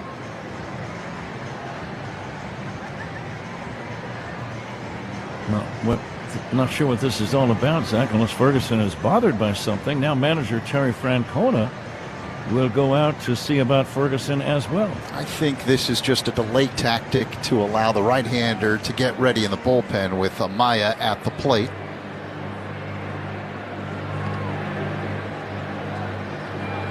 Recapping the inning, it's been a good inning. Carson Kelly with a home run to left center. Michael Carpenter reaches out, makes a catch! Wow! Carey snares it and saves the day. Snagged by Ortiz, throws to second. They get the out there. That is as good a play as you will ever see at third base. And he's going to try to go to third. Juan throws on the money. He's a dead duck. Not only a gold glove, but a golden arm as well. Walls reaches out to his left with his back to the infield and makes the catch. A no-look catch by Taylor Walls. Super Sal. It's not a bird. It's not a plane. It's Sal. Fiducia is being waved home. Collins' throw is perfect. And Isaac Collins said, not here, not now, not in this 6th inning. Caught by McGonigal. At third with a leap. Tough play for Karras. Can he get Sanoa? You bet. How strong is Karras' arm? That was from the outfield grass. Puedes ser el dueño de grandes momentos del béisbol. MLB Auction te permite participar en la subasta de bates, bolas y jerseys autografiados, con artículos de tus equipos de grandes ligas favoritos, leyendas y jugadores. Visita auctions.mlb.com.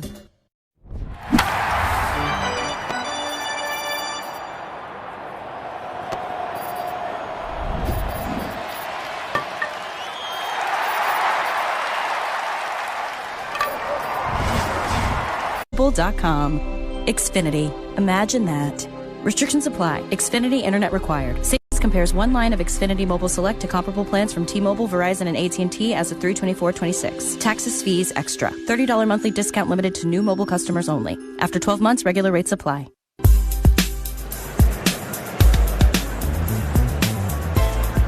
Garcia, the right-hander, the new pitcher for Cincinnati. The Reds bullpen has had a rough time, as we documented for you last night. And here is Miguel Amaya batting, the number 9 man in the order. Cubs have rallied for 2 in the inning to take the lead, 3-2.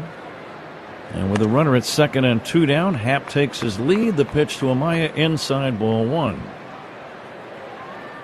Garcia, 31-year-old rookie, 0-1 with a 1.93 ERA in 6 games. Next pitch in there for a call strike, 1-1. Great rivalry, Cubs and Reds. It goes all the way back to 1890. Now the 1-1. Amaya pops it up. Playable on the infield. The third baseman Stewart calling. Instead, it'll be De La Cruz to make the call and the catch. But the Cubs rally for 2 to take the lead. We go to the bottom of the 6th inning. Cubs 3, Reds 2 on the score, and the Northwestern Medicine Cubs Radio Network. Hey Chicago, this is Carson Kelly. Pat and Ron call every game here on the Chicago Cubs Radio Network. Accumulation, preservation. In baseball, it's important to use your head, but it's not always helpful. It hit him in the head, and oh no, could be a home run. Well, Jose, you have company. And batter beware, the animal is loose. Can I see that jump again? It looked like Luke Cornett trying to block a 3. Now, there's top rail, and then there's yelling 4. He hits him right in the palm of the glove. It certainly grades an A for effort. David Peterson on to pitch. Jacob Marcy loses the bat. Oh, somebody's throwing a baseball up there from the Mets dugout to try and loosen it. Shot up the middle. That's where Hyer Lee is, and he drops the ball. Unbelievable. And how about a look at some heads-up defensive plays? Converging. It's CINCINNATI with the diving play. And what a rolling grab by Jorge Barrosa. It's by the pole, and Siri got it. He went up and got it. That, folks, is the magic of baseball. Royo on the spin, smother. Got it. Fundy goes behind the back. How about that? Puedes ser el dueño de grandes momentos del béisbol. MLB Auction te permite participar en la subasta de bates, bolas y jerseys autografiados, con artículos de tus equipos de grandes ligas favoritos, leyendas y jugadores. Visita auctions.mlb.com.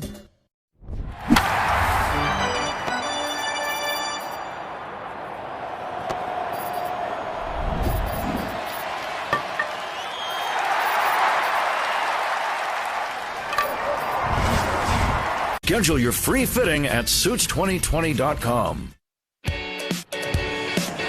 Zach and I were just talking. Another strong outing by Javier Assad. He will leave the game as the bullpen takes over. Drew Pomeranz, the big left-hander, will work here in the bottom of the 6th inning. But if the Cubs maintain the lead and eventually win the game, Assad will be the winning pitcher. So let's see if that eventuates. J.J. Bleday first up in the Reds' 6th inning. Spencer Steer on deck. Deep fly ball to right. This is going to tie the game. The first pitch from Pomeranz is belted for a game-tying home run. And just like that, it's back to even, tied 3-3. Wow.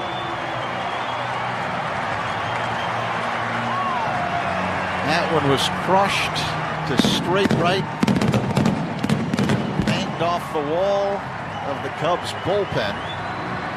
Second home run of the series for Bleday. That one goes 379 feet. Reds with 3 solo home runs in the game. Nathaniel Lowe and Eugenio Suarez went back-to-back in the 4th inning. So back and forth. This is typical of a Cubs-Reds game. And it's a tie ball game here in the 6th. Spencer Steer took a strike. The next pitch by Pomeranz. Bounce toward the middle. Dansby to his left. Loves it. Spins. Throws to first to get him. Dazzling play by Dansby Swanson.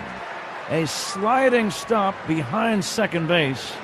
As quick as a wink, he got up, spun, and made a good, strong throw to first. What a sliding stop to his left, strike to first. What a play by Swanson.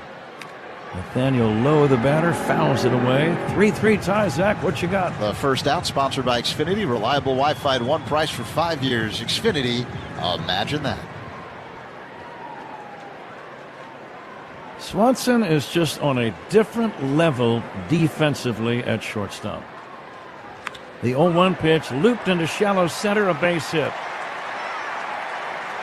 Lowe with a single, hit it off the end of the bat, but it falls into center for a 1-out base hit.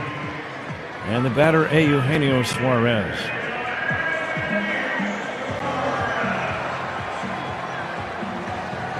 Now the defensive play by Dansby looks even bigger.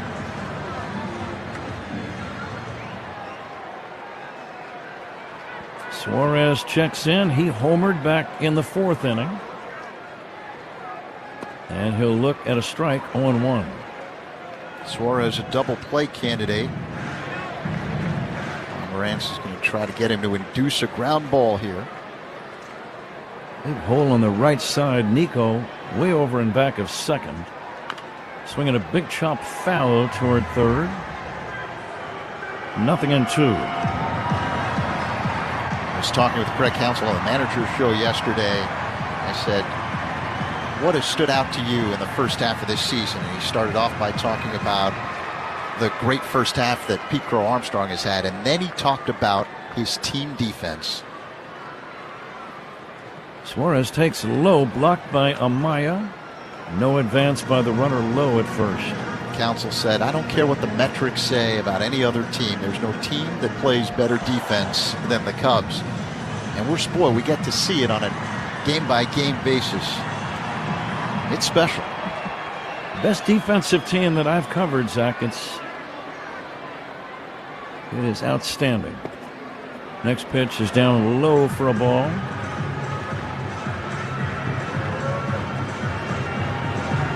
You see some spectacular plays. You see a lot of routine plays.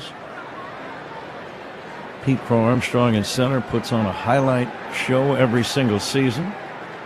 A 2-2 pitch. So does Dansby Swanson at short. Alex Bregman is more than an accomplished defensive third baseman. Nico Horner has won Gold Gloves at second base. Michael Busch, I think, also kind of underrated with his glove work. Ian Happ in left field is terrific. And that's going to be a pitch, ball 4 to Suarez. This pitch was called a ball. The catcher has challenged. And this ball strike challenge is sponsored by Northwestern Medicine. As we take a look at the replay, it is a ball. The pitch was a ball. It is ball 4. So it's ball 4. And before we continue, let's pause 10 seconds for station ID. This is The Score and the Northwestern Medicine Cubs Radio Network. Covering the Cubs and all of Chicago's teams, we are 104.3 The Score, WSCR, WSCR-FM and HD1 Chicago, and Odyssey Sports Station on the Northwestern Medicine Cubs Radio Network. Tommy Hotovy to the mound. Runners at first and second. With one away in the 6th inning, the ball game is tied 3-3. Jose Trevino due up. Talking about all the fielders. Seiya Suzuki turns in excellent plays in right. And the catchers for the Cubs. Let's not forget about the job done by Carson Kelly and Miguel Amaya. That's your catching defense is one of the most underrated and important parts of your entire defense, I've always thought. Yeah, the entire defense has been fantastic this year, but specifically up the middle, starting with the catcher, Horner, Swanson, and Pete Crow Armstrong in center field. That's a wow defense. Okay, 2 men on, tie game, 1 away, 6th inning. Jose Trevino, right-handed batter, will take a strike, 0-1. Infielders looking for a ground ball, something they can turn. Lowe leads at second, Suarez at first. Pomeranz, the big left-hander, ready and deals. This one dips down low, and it's 1-1.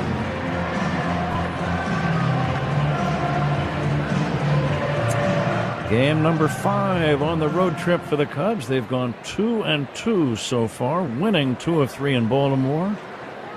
Losing last night here in Cincy. Pop-up foul. Busch racing over to the railing, will not have room. And it's 1-2. Lights just about to take full effect. Not quite, but they will within the next 10 minutes or so.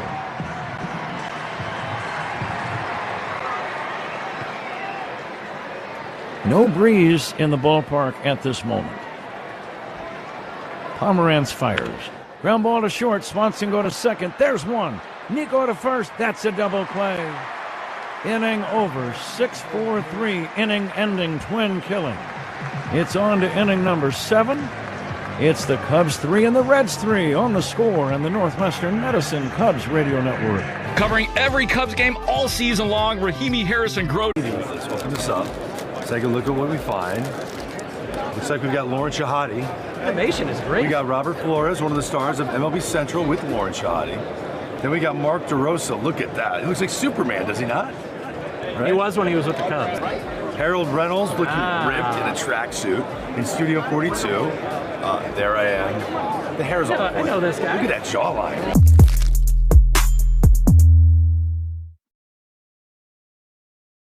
Burley's had a good day. 2 hits for him.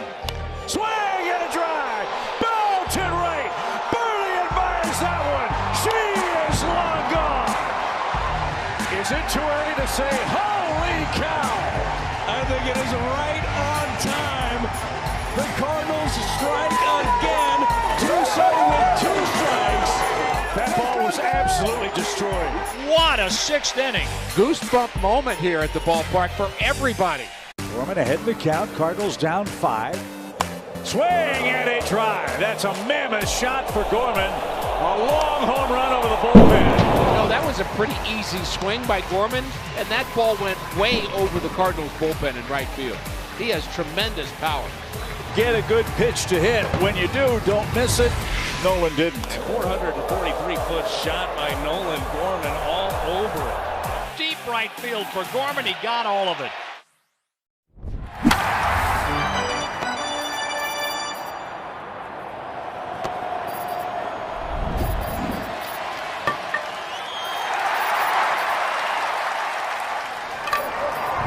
Top of the 7th inning here in Cincinnati. Cubs 3, Reds 3. The 7th inning is sponsored by Volvo XC90. Room for everyone, ready for wherever the road takes you. Pete Crow Armstrong, Seiya Suzuki, and Alex Bregman due up for the Cubs here in the 7th against right-hander Julian Garcia. PCA is 0 for 1 with a pair of walks. Left-handed batter, the Cubs' only All-Star. Will be headed to Philadelphia after tomorrow's game for All-Star Week. Garcia deals. Crow Armstrong drills one deep down the right field line, but hooking way foul out of play into the upper deck about halfway up. Well, that's a foul ball. 0-1. Crow Armstrong with 21 home runs on the year. Garcia, the right-hander, works on the third base side of the rubber. PCA hits out of a crouch, crowds the plate. A long set, Garcia deals. Here's the 0-1, an awkward swing and miss at a slow-moving breaking ball. Crow Armstrong ended up on one knee on the follow-through. He's in the hole 0-2.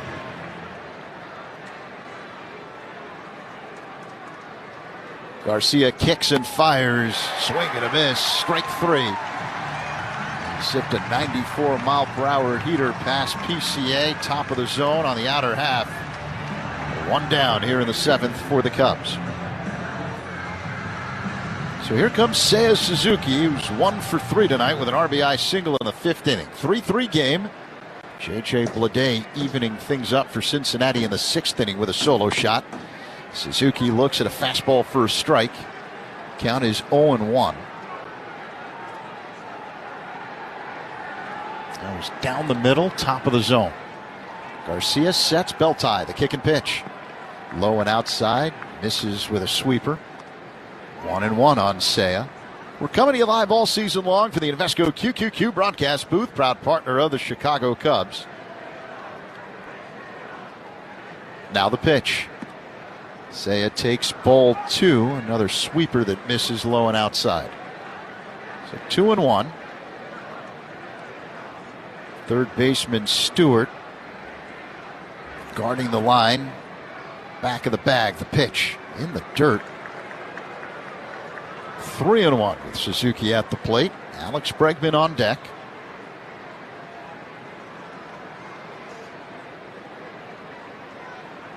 Seiya, an enormously powerful right-handed batter. Garcia delivers up high, ball 4. Seiya draws a 1-out walk here on the top of the 7th. He represents the go-ahead run for the Cubs. 3-3 game. And Alex Bregman will stand in. Bregman's 0 for 2 with a walk.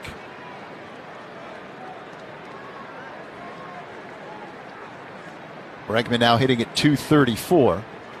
Righty-righty matchup with Garcia on the hill. He takes a peek at first. That's where Seiya is. And the pitch. Called strike, fastball, 93 miles per hour to Bregman. Outside edge near the bottom of the zone. Seiya being held on at first by Lowe. Big hole on the right side of the infield for Bregman. The 0-1. And a high fly ball hit to deep left. Going back Bleday at the track near the wall. Looks up. Gone! Alex Bregman gives the Cubs the lead. A 2-run home run to straight left. And the Cubs now up 5-3 over the Reds here in the 7th. For Bregman, that's his 8th home run of the year.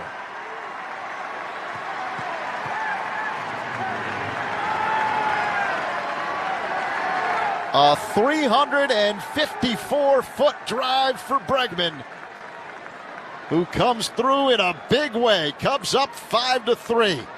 Only one away here in the top of the 7th.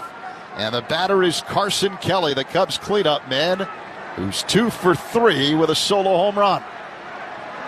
The pitch. Kelly looks at a ball up high, a fastball that missed. 1-0.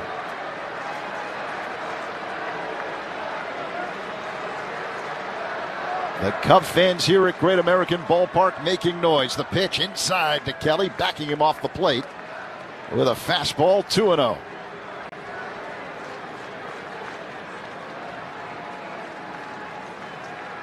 Garcia peers in, gets the sign from Trevino, works his motion and deals.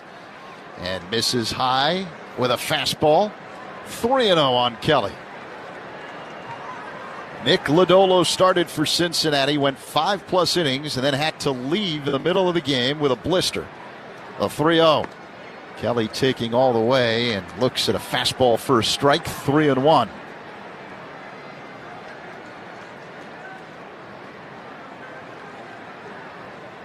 After getting shut out last night here in the opener of this 3-game set, Cubs have found their offense here tonight. A 5-3 lead over the Reds with 1 down here in the top of the 7th. 3-1 the count. Kelly waits. The pitch. Swing and a foul back. 3-2. And some guys who have struggled mightily have come through tonight. Ian Happ with an RBI double. Alex Bregman with a 2-run home run. Kelly waits for the payoff pitch. Here it comes. Swing and a miss. Strike 3. Garcia gets Kelly with a sweeper. 2 away. So here comes Michael Busch. He's got 2 hits tonight. A double and a single. But before Busch stands in, Terry Francona, the Reds manager, is going to make a pitching change. Slow walk out to the mound. Garcia is going to be removed from the game. Pitching changes by Cubs opponents are sponsored by Sloan, the official water efficiency partner of the Chicago Cubs and leader in smart water and commercial restroom solutions. Learn more.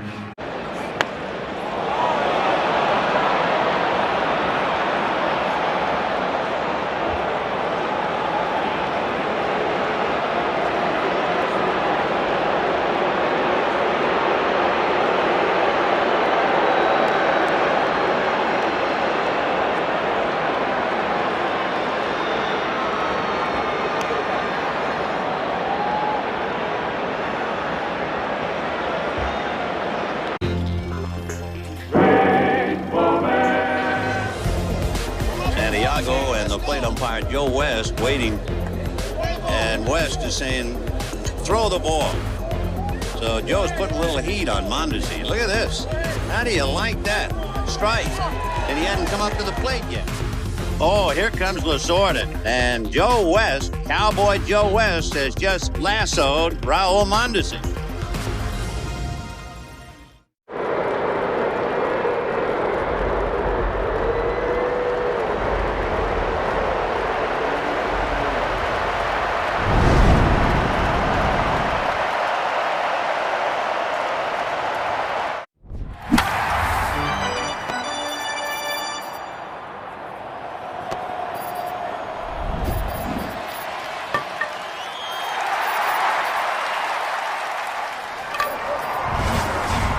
Bregman, his 8th home run of the year. Again, 5-3 Cubs with 2 down here in the top of the 7th. The new pitcher for Cincinnati is left-hander Brock Burke, 29 years old, 3-4 with a 3.05 ERA in 46 appearances. Michael Busch stands in, 2 for 3 tonight with a double and a single and a run scored.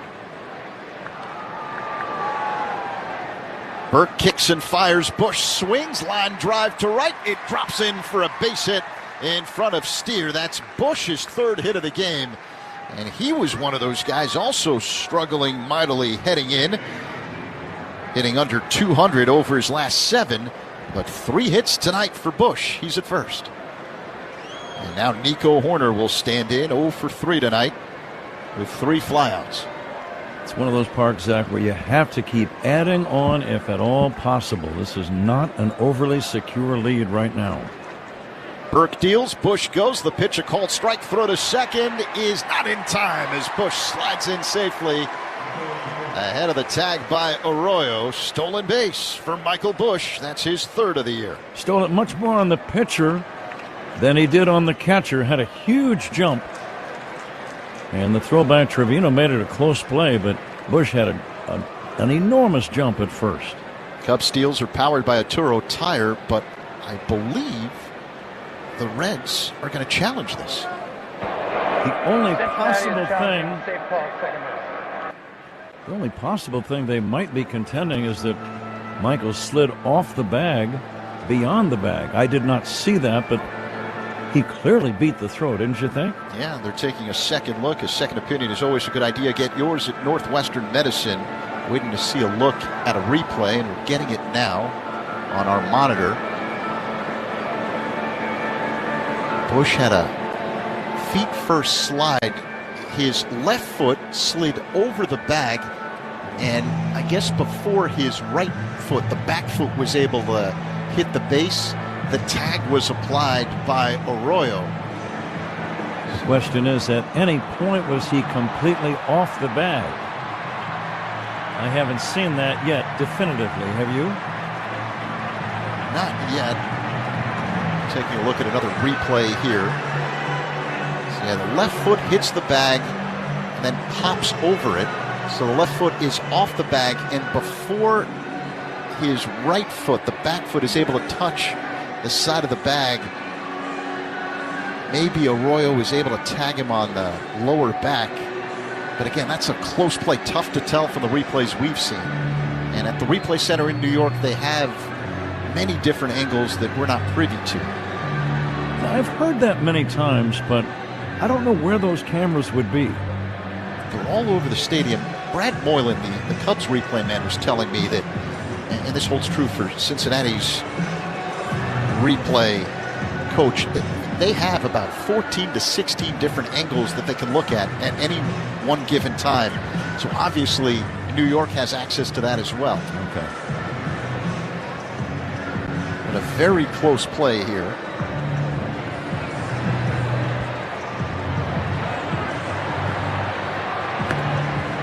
Busch went in feet first.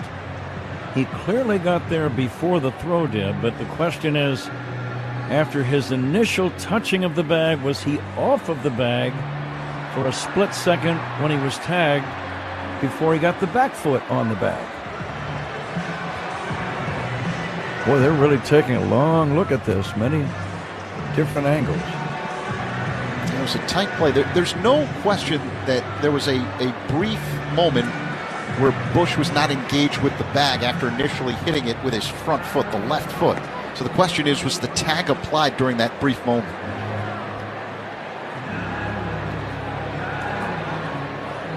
This is one of the longer deliberations of looking at all the various angles that we've experienced, Zach. This is a good 2 to 3 minutes worth. And here is crew chief Jim Wolf. After review, the runner is, ball's overturned, the runner is out. Cincinnati, Busch is caught stealing 2-4, and they ruled in New York that Arroyo was able to apply the tag during that brief moment where the front foot slid over the bag before the back foot was able to reach in. And that ends the top half of the 7th inning, but not before the Cubs take the lead on the 2-run shot by Bregman. 5-3 Cubs. Time to stretch in Cincinnati. On the score and the Northwestern Medicine. He leaps up and he caught it. sensational home run robbery by Lourdes. He touched the base, somehow threw to first and got the double play. That's one of the greatest plays I've ever seen. Rewind that one and hang on to it. Wow. Nunez, bare hands, throws. Oh, baby, what a play by Nasim Nunez. Arroyo going to get it, sliding in the outfield grass. Got it! Diving into that turf. What a catch by Arias! Come on now. A gutter stunner. That is big time right there. Against the wall, into the stands. That's a heck of a play. Look at that smile on that kid's face. And Gurriel comes in, makes a nifty sliding catch. A beautiful play. Paint that one gold. Leaps it. He's got it. Have yourself a day, kid. Leaping play by Durbin. An outstanding catch. And he makes the catch at the top of the wall. What a play. Hopper picked by Xander. Gets him. And what do we got? Oh, it's one of those parabolic mics. This is one of the sillier delays that I've seen. Gino Hackett on his heels a little high. It's airmailed into right field. Ethan third, backpedaling, and he can't make the catch. That was awkward. Trying a little trickeration, nobody fell for it. It's worth a shot, why not? Oh, that's funny. Wait till they mass market them, like the Grimace. Yeah.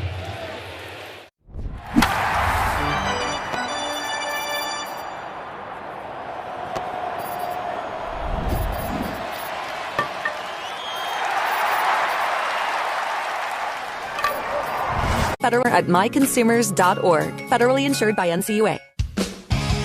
Bottom 7, Cincinnati Cubs 5, Reds 3. Cubs have a new man on the mound. Left-hander Caleb Thielbar takes over. 2-2 in 30 games this season with a 4+ ERA. Alex Bregman giving the Cubs the lead in the top half of this 7th with a 2-run home run. Pitching changes by the Cubs, sponsored by James Hardy Building Products, siding with the Cubs. Edwin Arroyo will lead things off for the Reds here in the 7th. Switch hitter batting from the right side against the left-hander Thielbar. Corner infielders are in. Here's the pitch. And Arroyo taps it foul off to the left. 0-1. Lights have taken full effect now, Zach. Here on this Saturday night in Cincinnati at Great American Ballpark. Thielbar kicks and fires, and Arroyo looks at a ball low, a slider that missed, 1-1. Arroyo's 0 for 2. Caught looking in the second and grounded out in the 4th. The pitch. Arroyo swings and lines one into the power alley in left center, but right there is Happ, who comes in and makes the catch. Arroyo's retired, 1 away. The first out, sponsored by Xfinity. Reliable Wi-Fi at one price for 5 years. Xfinity, imagine that.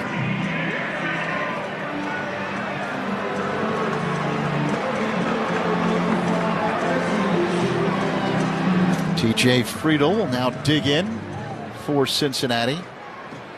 Left-handed hitting center fielder against the left-hander Thielbar. Cubs still keeping the corner infielders in. Thielbar works his motion and deals, and Friedel looks at a sweeper up high, 1-0. He's a good bunter. We've seen him lay down bunts for hits. He's 1 for 2 tonight with a single. Friedel, though, hitting under 200 this season. Now the pitch. That's a cold strike. Fastball outside edge, 1-1.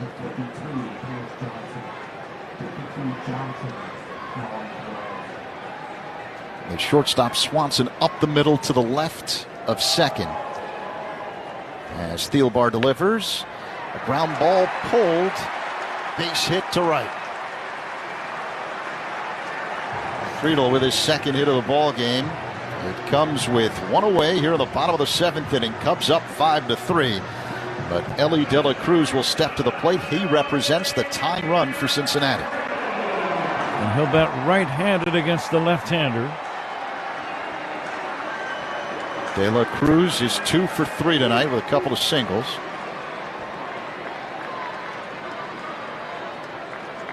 Thielbar checks first, works his motion and deals. And starts off De La Cruz with a slow-moving breaking ball that floats into the zone for a strike, 0-1. Big hole on the right side of the infield, with De La Cruz hitting on the right side. Thielbar deals. Pitch low, smothered by Amaya. So Friedel stays at first. 1-1 the count on De La Cruz. Bottom 7. It's the middle game of this 3-game set in Cincinnati. Cubs leading the Reds 5-3. Thielbar working on the third base side of the rubber. Now the pitch. De La Cruz chops it foul off to the left.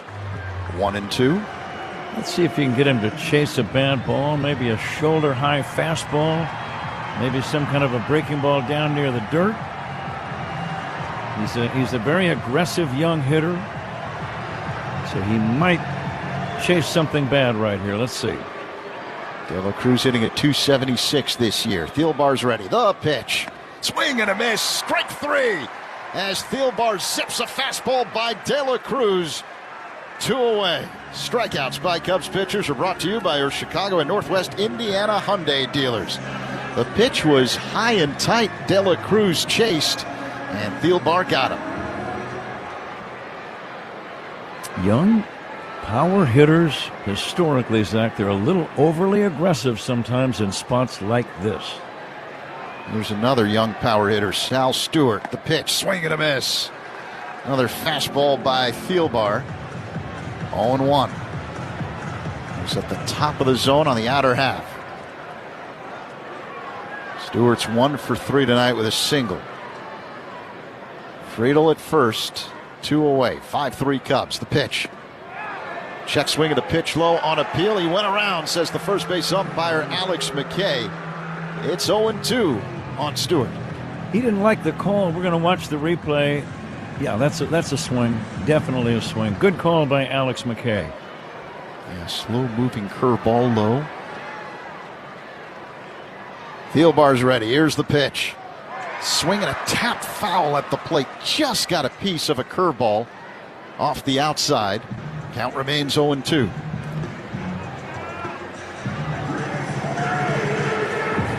Thielbar, the veteran. Always looks very cool on the mound. 39 years old. A long set now, the 0-2. Swing and a miss, strike 3.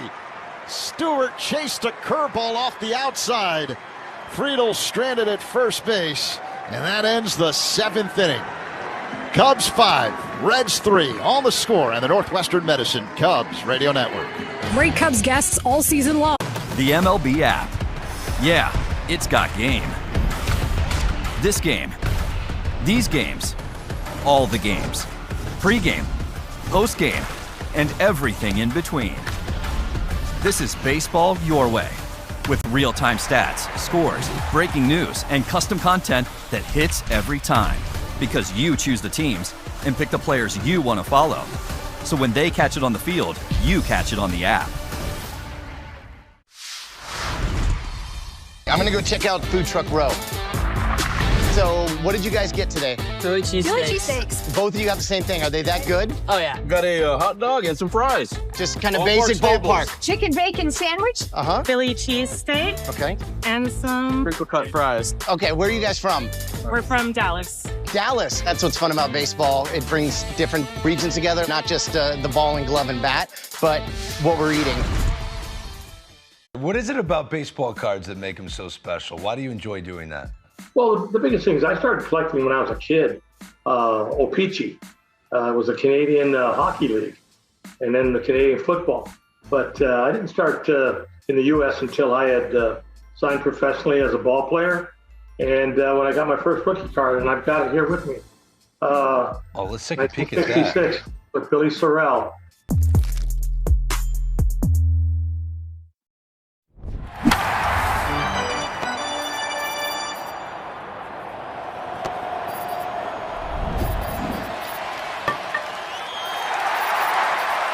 VillageofBedfordPark.com.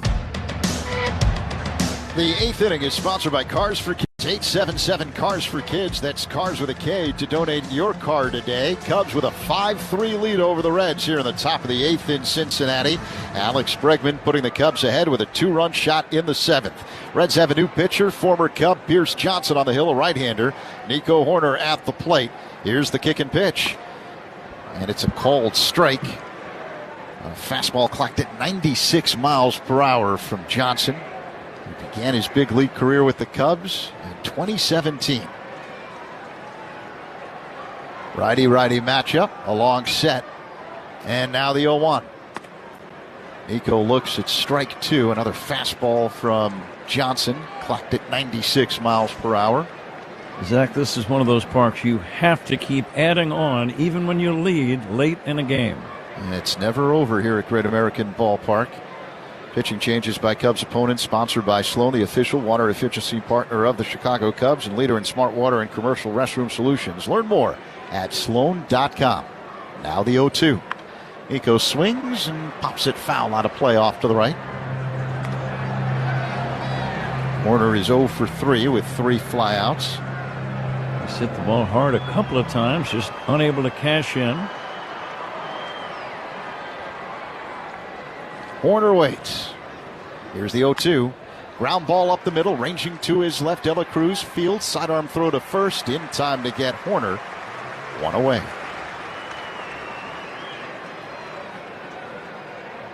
Time to see how we did with our guesses in the Binny's Beverage Depot attendance game. The actual attendance tonight, Pat, 34,199. So you were right. Bigger crowd tonight than last night. And it turns out I was just a tick closer than you this evening.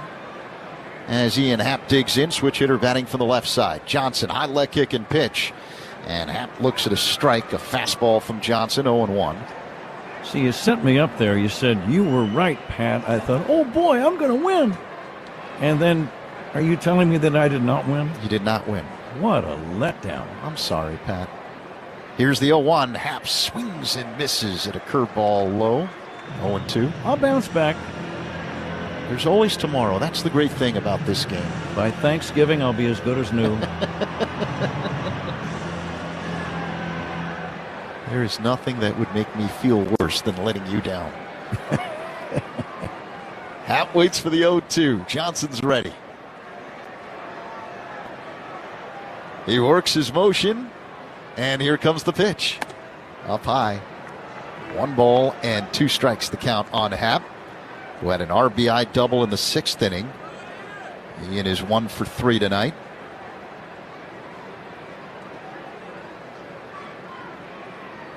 Johnson letting the pitch clock run down to 2. Here's the pitch, up high.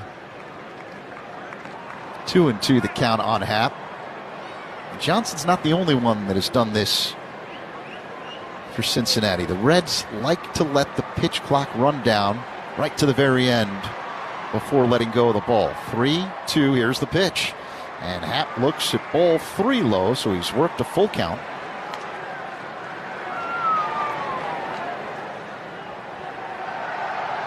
Dansby, Swanson on deck, 1 down here in the top of the 8th. Cubs up 5-3. Happ waits. The payoff pitch from Johnson.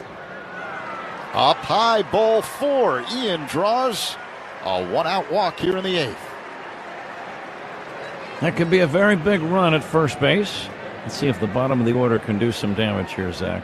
As Swanson will dig in, walks up Cubs batters, sponsored by It'sNotAGameIllinois.com. Speeding in a work zone is like arguing with the ump. A no-win. Mind the signs, avoid the fines. Low holding on Happ at first. Swanson digs in, throw to first. Close play. Ian slides in safely. The wave is rippling around the Great American Ballpark. It's going from left to right now in the bleachers.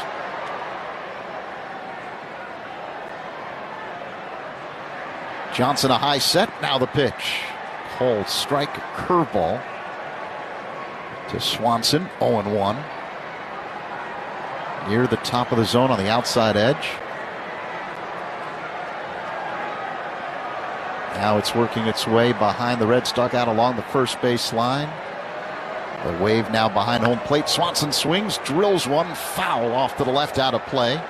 Now the wave rippling behind the Cubs dugout along the third base line. You don't see this at Wrigley. I was thinking, Zach, since I've always been a broadcaster when I've been in a park where the wave is rippling around the stands. I've never participated because I've been working. Here's the 0-2. High and tight to Swanson, 1-2. Have you been a waiver yourself? I think when I was a kid, back in the day, yes. Okay. I was a participant in the wave. Feel free, it's coming our way right now if you want to do it, Pat. How did it feel? Exhilarating. I think you're overstating it just a little bit. Throw to first. Another close play, but Happ dives in safely ahead of the tag by Lowe. See, but if I stood, this is what it would sound like. You really wouldn't be able to hear me if I was broadcasting, and Dave Abbott, our fine engineer, would be in a quandary. There must be a mic that can handle that kind of movement. His name is Dave, not Mike. Here comes the 1-2. Johnson to Swanson.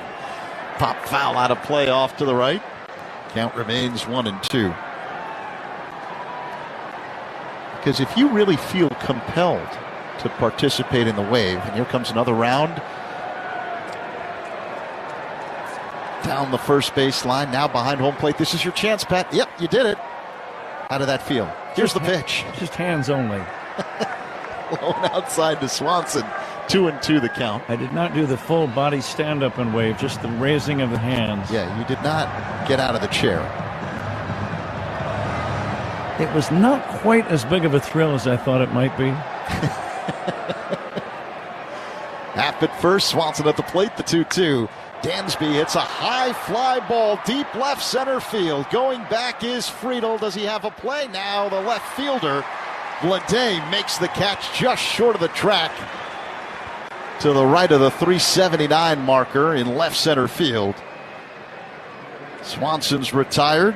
2 away. Happ has to retreat back to first. He just missed. He hit it way up in the air. I thought it might still get some carry, as balls many times do in this park, but it died about 10 feet shy of the warning track in deep left center. Now Amaya will dig in for the Cubs. 2 down, a man at first. 5-3 Cubs here in the 8th. The pitch. Breaking ball high and inside. 1-0. Happ might be moving here. Wouldn't surprise me if he tried to steal a bag. Amaya waits for the 1-0.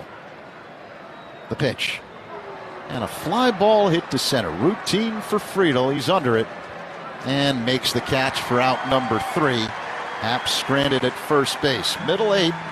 Cubs 5, Reds 3 on the score in the Northwestern Medicine Cubs Radio. We have a couple things out here for the first acknowledged unassisted triple play. And Cy Young said, "Neil, where are you going?" He said, 3 outs. Neil Ball had a fairly short career as a big leaguer, but continued playing in the minors where he encountered true baseball royalty. Now we're going to connect to Babe Ruth.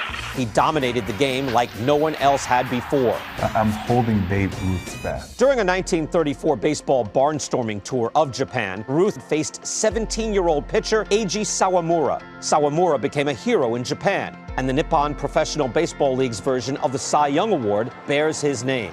Maeda won the award in 2010 and again in 2015, when the runner-up was Shohei Ohtani. First pitch crushing! Oh, man! Like the 3 outs of a triple play. It all connects. Go to baseballhall.org to plan your visit to the National Baseball Hall of Fame and Museum in Cooperstown, New York, and catch every episode of Hall of Fame Connections on MLB.tv. All your favorite games from MLB Play are back, bigger, bolder, and better than ever. Test your skills with daily puzzles like MLB Pickle, the Ultimate Mystery Player Challenge, and Immaculate Grid, where stats and strategy collide. Then in Spinball, build your roster, take on your friends, and compete for the weekly prize. Or be the first to beat the streak and hit your way to the $5.6 million jackpot. Plus, the all-new Daily Walk-Off. Lock in your players by category for the walk-off win. The game's official home for games is MLB Play, only on the MLB app and MLB.com. Puedes ser el dueño de grandes momentos del béisbol. MLB Auction te permite participar en la subasta de bates, bolas y jerseys autografiados, con artículos de tus equipos de grandes ligas favoritos, leyendas y jugadores. Visita auctions.mlb.com. Great. The ultimate goal of an MLB fan, seeing it all. The MLB Journey to 30 sweepstakes presented by T-Mobile is the ultimate bucket list. Enter now for your chance to win trips to all 30 ballparks. Yes, all 30. MLB.com/Journey to 30 sweeps. Alongside Pat Hughes, Zach Zaidman with you. We're at Great American Ballpark in Cincinnati. Bottom 8, Cubs with a 5-3 lead over the Reds. Craig Counsell sends Jacob Webb to the mound to begin the 8th inning for the Cubs. Pitching changes by the Cubs, sponsored by James Hardy Building Products, siding with the Cubs. J.J. Bleday at the plate, left-handed batter. The right-hander Webb deals and starts off Bleday with a changeup, and he swings and misses way out in front. 0-1 the count. Bregman, the third baseman, playing wide of the bag on the edge of the infield grass. Webb, third base side of the rubber. The kick and pitch. Bleday, a swing and miss. Hefty cut and another changeup. 0-2. Might just go ahead and throw 3 changeups in a row. See if you can get him. Bleday homered his last time up. He's got 2 home runs against the Cubs in this series. The pitch. Just off the outside. He missed with a changeup. 1-2. Bregman backs up, now playing where shortstop normally would, so third base is undefended right now. The pitch. And a high fly ball into deep right. Going back, Suzuki at the track near the wall. Has a play. Makes the catch. Right in front of the Cubs bullpen. In straight right. 1 away. When he first hit it, Zach, I thought it might very well carry out of here and into the Cub bullpen, but Suzuki never quit on it. Caught it with only a few feet to spare. Big first out. And the first out is sponsored by Xfinity. Reliable Wi-Fi at one price for 5 years. Xfinity, imagine that. Here's the cleanup man, Spencer Steer, right-handed batter, 0 for 3 tonight. Webb delivers and misses low and outside with a slider. 1-0. Stay tuned for the toast of the game presented by Binny's Beverage Depot coming up in the 9th inning. Webb sets belt high. He works his motion and deals. High and inside. 2-0 the count. Fastball that missed.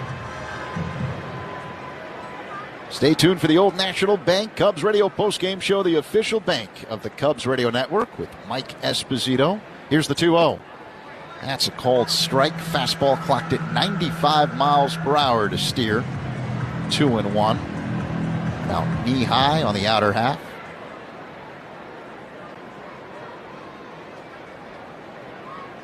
Now the 2-1. Low. 3-1 the count on Steer. Nathaniel Lowe on deck. You don't want to walk anybody here. Got to go after him. Webb 3-2 with a 3.18 ERA in 40 appearances. The pitch. Swing and a miss. Full count. Webb zipped a fastball. Past Steer. Top of the zone right along the outside edge. 3-2 the count. Righty-righty matchup.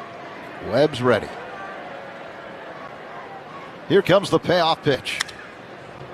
Grounded foul off to the left. Sounded like Steer broke his bat. Yeah, he did. So the bat boy comes racing out of the dugout and gives Steer a new two-tone bat. Heads to the on-deck circle. Webb got way inside on him, right off the hands. I'll bet that one stung. That was only about 5 inches away from where his hands were on the bat. He broke the bat. So Steer has applied some of that sticky substance to the new bat, and he'll dig in. 3-2 the count, 1 away here in the bottom of the 8th inning. Cubs 5, Reds 3. Webb's ready. Here comes the 3-2 delivery. Check swing at a pitch. No, he just got a piece of that one. Fouled it at the plate. A changeup. Steer, pretty impressive rookie. He's one of those guys who looks like he's been around a while. He's very composed. The 3-2 delivery. Tap foul behind the plate by Steer.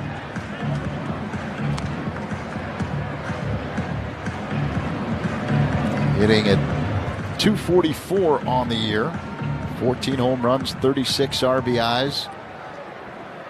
Can play a number of different positions. He's in right field tonight. The pitch.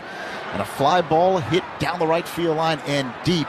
But this one slices out of play. It did not have home run distance. Count remains 3-2. Javier Assad started for the Cubs tonight. Went the first 5 innings. Gave up 2 runs on 7 hits. No walks, 4 strikeouts. Webb delivers. Steer lines one foul off the sidewall to the left. Good battle going on here between Webb and Steer. One away here in the bottom of the 8th inning. That's bad news for the Cubs because the pitch count continues to rise for Webb. He's thrown 14 so far here in this frame. Webb kicks and fires. Up high, ball 4. So Steer heads to first after drawing the walk with 1 down here in the last of the 8th. Nathaniel Lowe will dig in.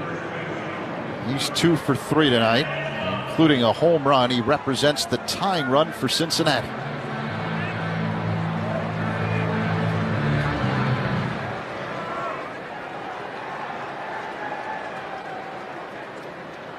Righty-lefty matchup. The pitch. Swing and a miss by Lowe. And a changeup low. See if he can keep it nice and low in the zone here, Zach. Induce a ground ball if possible. Webb along set. The 0-1. Low and inside. 1 ball, 1 strike the count on Nathaniel Lowe. The wind is not a factor right now. Third base unguarded by the Cubs. Bregman playing where shortstop normally would. Swanson up the middle to the left of second. Here's the 1-1. Fly ball hit deep down the left field line, but slicing way foul out of play. 1-2.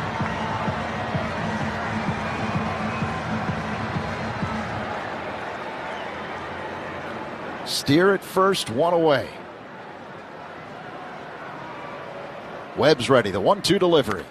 Lowe pops it up on the infield right side, near first, now in front of the bag, into foul territory, near the coach's box. Michael Busch makes the catch, almost dropping to 1 knee, 2 away. Big second out. Greg Counsell pondering things from the third base dugout. He's going to stay with Webb for this particular inning for sure. You got the right-handed hitting Eugenio Suarez at the plate. So the right-hander Webb stays in the game. 2 down, man at first. The pitch. That's a called strike. A slider that spins into the zone. 0-1. Suarez has reached base 3 times tonight. A single, a home run, and a walk. The pitch. Suarez an awkward swing and miss at a slider low. Tried to check his swing, couldn't. 0-2. Same pitch. Let's see if Webb goes with another slider. Sets belt tie. Lets the pitch clock run down. Here it comes. Slider low and outside. This time Suarez was able to check his swing. 1-2.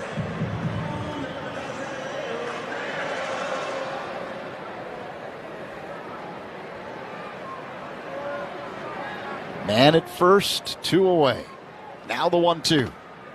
Yeah. Called strike 3. 95-mile-per-hour heater from Jacob Webb. Right along the outside edge, knee high. It froze Suarez. And that ends the 8th as Steer is stranded at first. We head to the 9th. Cubs. 1-0 to Kazuma Okamoto is hit high in the air. Left center field. Jogging back Lee. He'll watch it sail. 20th home run of his rookie season. I mean, he just continues to produce. I know he was struggling a little bit recently, but the power never goes anywhere. 20 home runs and 55 RBIs now before the All-Star break for Okamoto. That was a beautiful swing. Hit that thing 111 miles an hour off the bat. 412 feet out to left center. He leaps up and he calls. sensational home run robbery by Lourdes. He touched the base, somehow threw to first and got the double play. That's one of the greatest plays I've ever seen. Rewind that one and hang on to it. Wow. Nunez, bare hands, throws. Oh, baby, what a play by Nasim Nunez. Arroyo going to get it, sliding in the outfield grass. Got it! Diving into that turf. What a catch by Arias. Come on now. A gutter stunner. That is big time right there. Against the wall, into the stands. That's a heck of a play. Look at that smile on that kid's face. And Gurriel comes in, makes a nifty sliding catch. A beautiful play. Paint that one gold. Leaps it, he's got it. Have yourself a day, kid. Leaping play by Durbin. An outstanding catch, and he makes the catch at the top of the wall. What a play. A hopper pick by Xander. Gets him.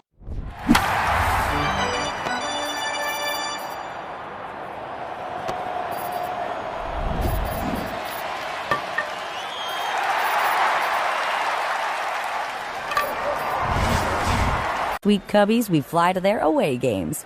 Hint, hint. Cubs with a 5-3 lead over the Reds here in the top of the ninth. The ninth inning is sponsored by Circa Resort and Casino. Get ready for the time of your life. CircaLasVegas.com. Zach right-hander T.J. Antone takes over for Cincinnati. Pete Crow Armstrong leads off, bounces one to third, slowly, glove by Stewart, quick throw to first to get him. Kind of a half swing by Pete. I'm not sure if he was fooled on the pitch. It was not one of his better swings. He bounces out to third. One away, top of the ninth inning. Cubs on top by a score of 5-3. And Pat, pitching changes by Cubs opponents, sponsored by Sloan, the official water efficiency partner of the Chicago Cubs and leader in smart water and commercial restroom solutions. Learn more at Sloan.com. Seiya Suzuki steps in. Look out, takes inside, almost got hit by the pitch. The Reds are going to have the bottom of their order due up in the bottom of the ninth inning. Trevino, Arroyo, and Friedel.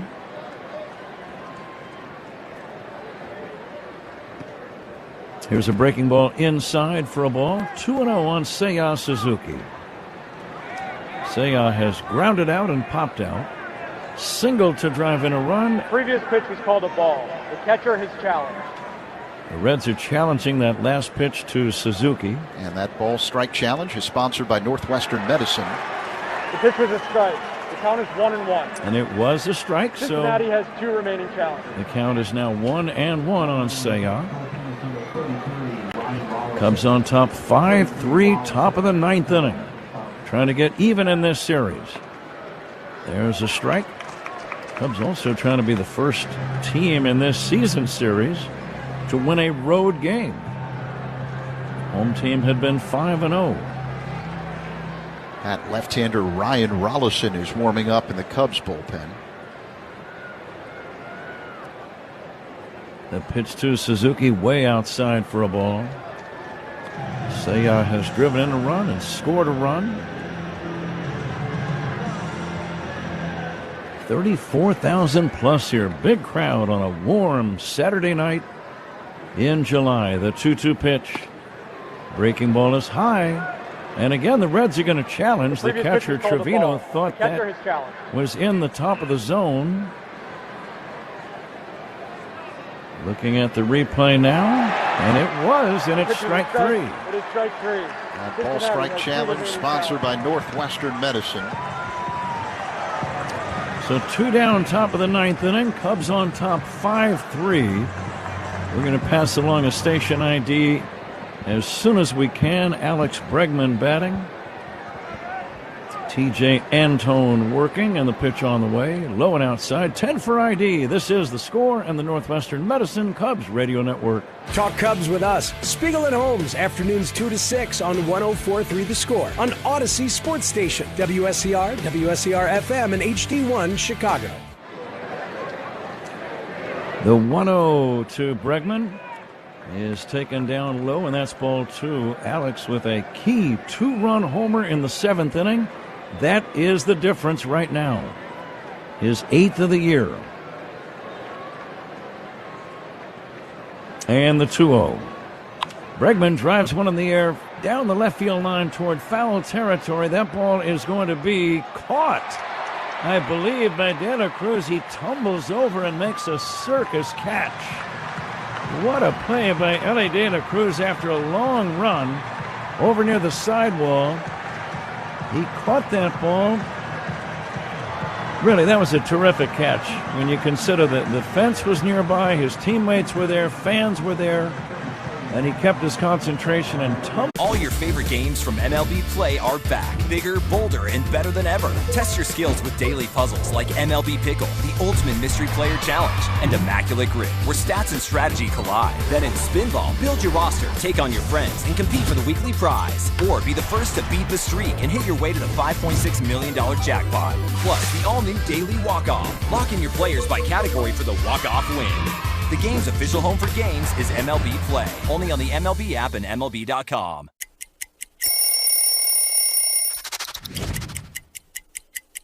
The beauty of this jersey is the field, the texture, the thin, the stitching is heavy, so you kind of feel that jersey that was very heavy. Check it out, the last name and the number, they have a little glitter on them, so they kind of stack up. It just feels right.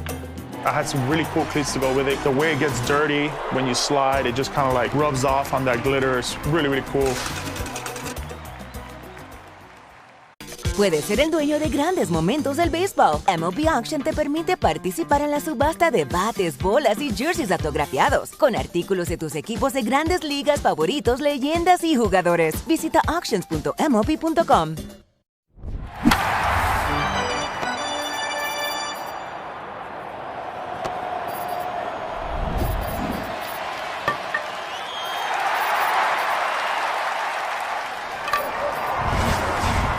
Was online in minutes, then they showed up. So they just came over to use the Wi-Fi? What?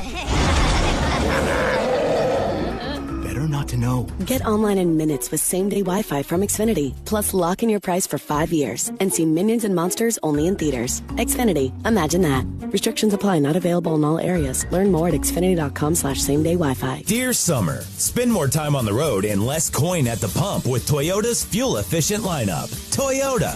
Let's go places. Ryan Ronaldson with a save situation. He does have one save in 3 save opportunities this year, and he'll go to work on a pinch batter, Tyler Stevenson. The lead is 5-3 Cubs. Here we go, bottom of the 9th inning. First pitch, line drive, base hit to right. Immediately, the Reds get the tying run to the plate. Pat, this copyrighted broadcast is presented by authority of the Chicago Cubs and may not be reproduced or retransmitted in any form. The accounts and descriptions of this game may not be disseminated without the express written consent of the Chicago Cubs. Stevenson to run for himself. Edwin Arroyo is due up.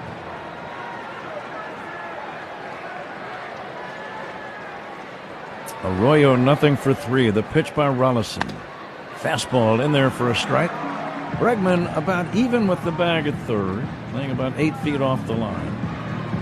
Outfield straight away. Cubs leading 5-3, bottom of the 9th inning. Nobody out and a man at first. Here's a pitch in the dirt, bouncing away. It's a wild pitch. And down to second goes Stevenson.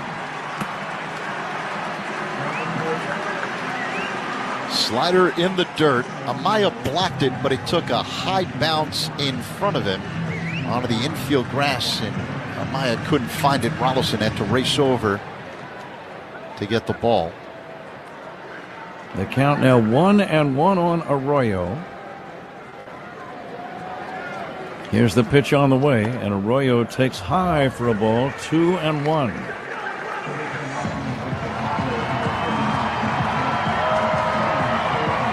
Cubs leading 5-3, bottom of the 9th inning.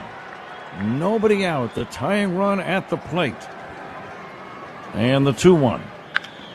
Driven toward right center on the run, Suzuki. Seiya makes a backhanded catch on the warning track. Tagging and going to third is Tyler Stevenson. Very nice play by Seiya. He had a long way to go. Caught that ball with a backhanded effort right in front of the 370 sign in deep right center field. 1 down. Seiya had it tracked all the way. His athleticism was on display as he was able to track that one down. Now Tommy Hotovy will head to the mound to have a conversation with Ryan Rollison.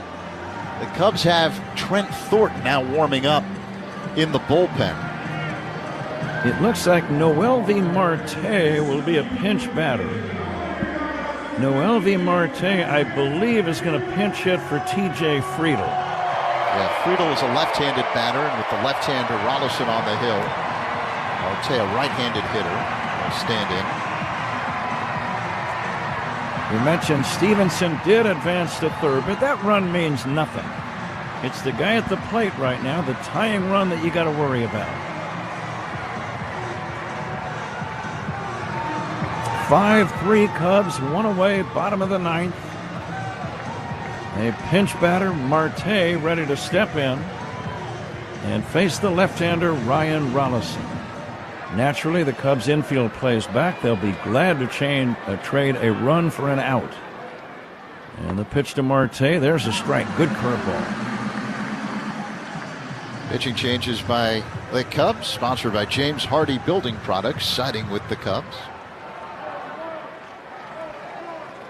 The windup and the 0-1. In the dirt, bounces away, but not far enough for the runner at third to think about scoring. Now it's 1-1. The dangerous Ellie De La Cruz is on deck, so a lot of drama here in this ninth inning. Fans making a lot of noise. The scoreboard is telling the fans to get loud.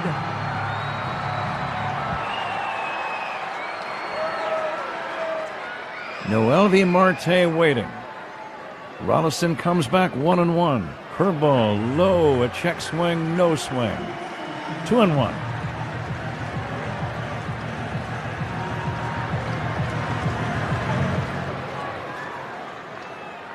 Cubs were down early. They have rallied to take the lead into the bottom of the ninth inning. Check swing, did he go? Yes, he did. Marte tried to hold up, couldn't do it. Good breaking ball. It's 2-2. It was knee-high right along the inside edge. Marte couldn't hold up. And a good call by first base umpire Alex McKay, and an easy one for him to make. Clearly it was a swing. Now the count is 2-2. The windup and the pitch. Swing and a miss, strike three. A high fastball gets him. And that is out number 2. Up around the shoulders. A high, hard one. And the Reds are down to their last chance.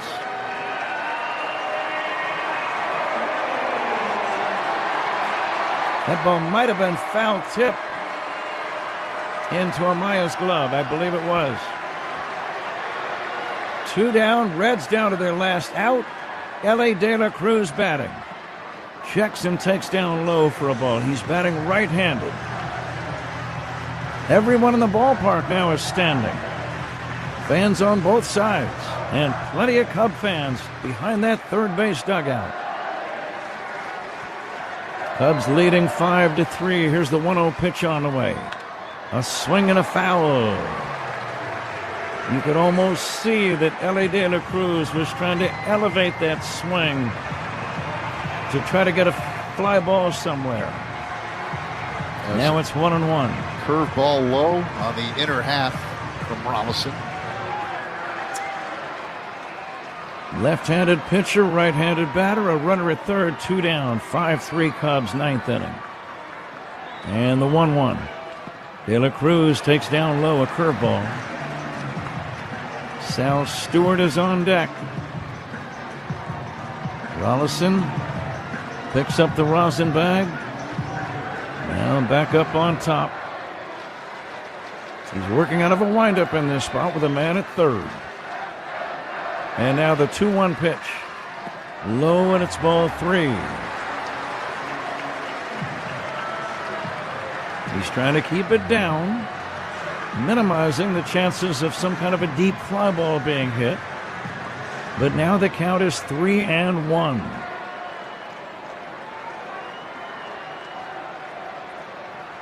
Rollison coming back to the plate. It's inside, ball 4. So the plot thickens a little bit more. The tying run now is at first. Craig Counsell will head to the mound, and he's going to make a pitching change. Sal Stewart is due up, and Craig is going to make a pitching change. So we'll take a timeout. Pitching changes by the Cubs. Sponsored by James Hardy Building Products, siding with the Cubs. Cubs trying to hang on, leading 5-3. Jim Thorpe's resume reads like a work of pure fiction. So he's in the Pro Football Hall of Fame. He's in the College Football Hall of Fame. He got Olympic medals for the decathlon and the pentathlon. He's the greatest at I thought I was an athlete, Lindsay. Thorpe finished his Major League Baseball career with the Boston Braves in 1919, where he played alongside an outfielder named Les Mann. He invented this particular projector. And this is not all he's done, right? He started championing to get baseball into the Olympics. He finally succeeded for the 1936 Olympics, which was held in Berlin. The German government had discouraged other nations from sending Jewish and black athletes. We sent over Jesse Owens, and we sent over Mac Robinson, Jackie Robinson's older brother. Trailblazers like Thorpe and Robinson certainly lit the way for countless others to follow. Go to baseballhall.org to plan your visit to the National Baseball Hall of Fame and Museum in Cooperstown, New York, and catch every episode of Hall of Fame Connections on MLB.tv.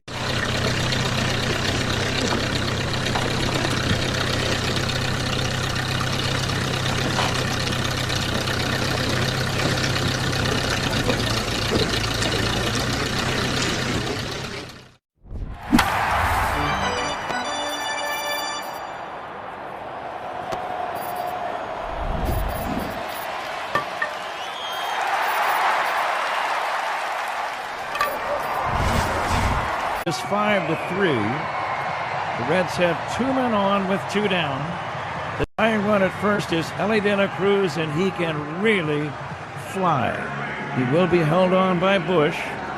The batter is Sal Stewart, one of the best rookies in the big leagues this year. These two teams have had many games like this, right down to the wire. Thornton going to work on Stewart. Right-hander to right-hander. Here's the first pitch. Breaking ball. Beautiful pitch. In there for a called strike. Outfield very deep. You don't want a ball hit over your head in this spot.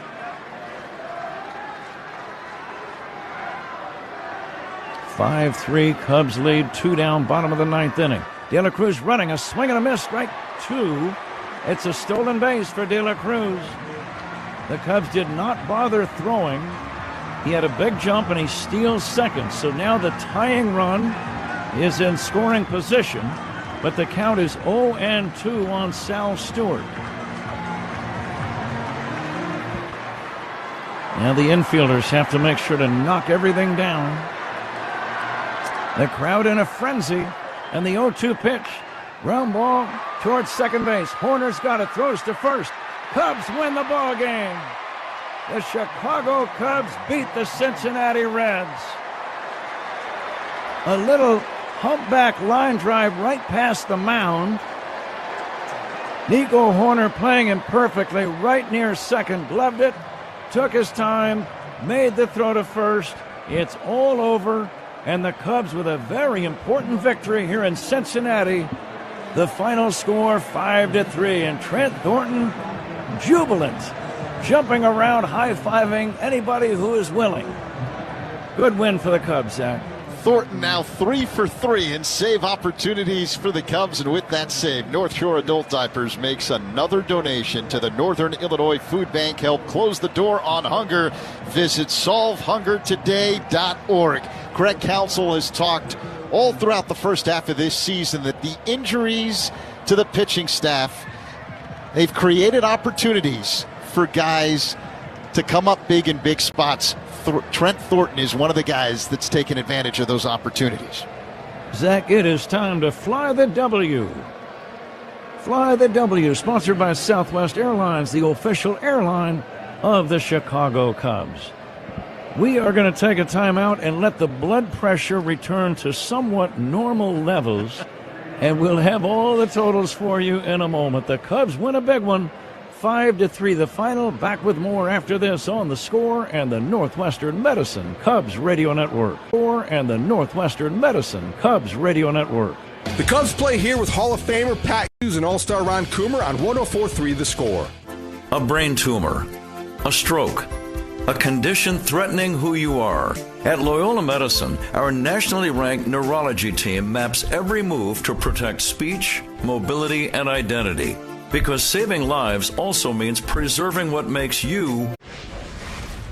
What a moment for Sean Keys, his first major league home run, and it gives the Blue Jays a 5-0 lead. Night is over for Taj Bradley as he sets a season high and ties a career high with 11 strikeouts here tonight. 5 innings, 1 run.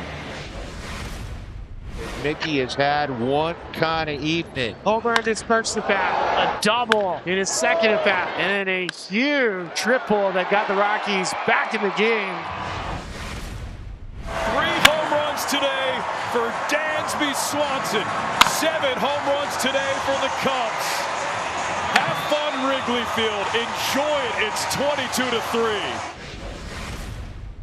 Junior Caminero not wasting any time at all to extend that streak of home runs. It's getting a little bit ridiculous for Junior Caminero. Dominic Smith leads off for Atlanta. Pitch on the way. Dominic Smith hammers one. A mile high, a mile deep, a majestic shot, and it's 2-0 Braves.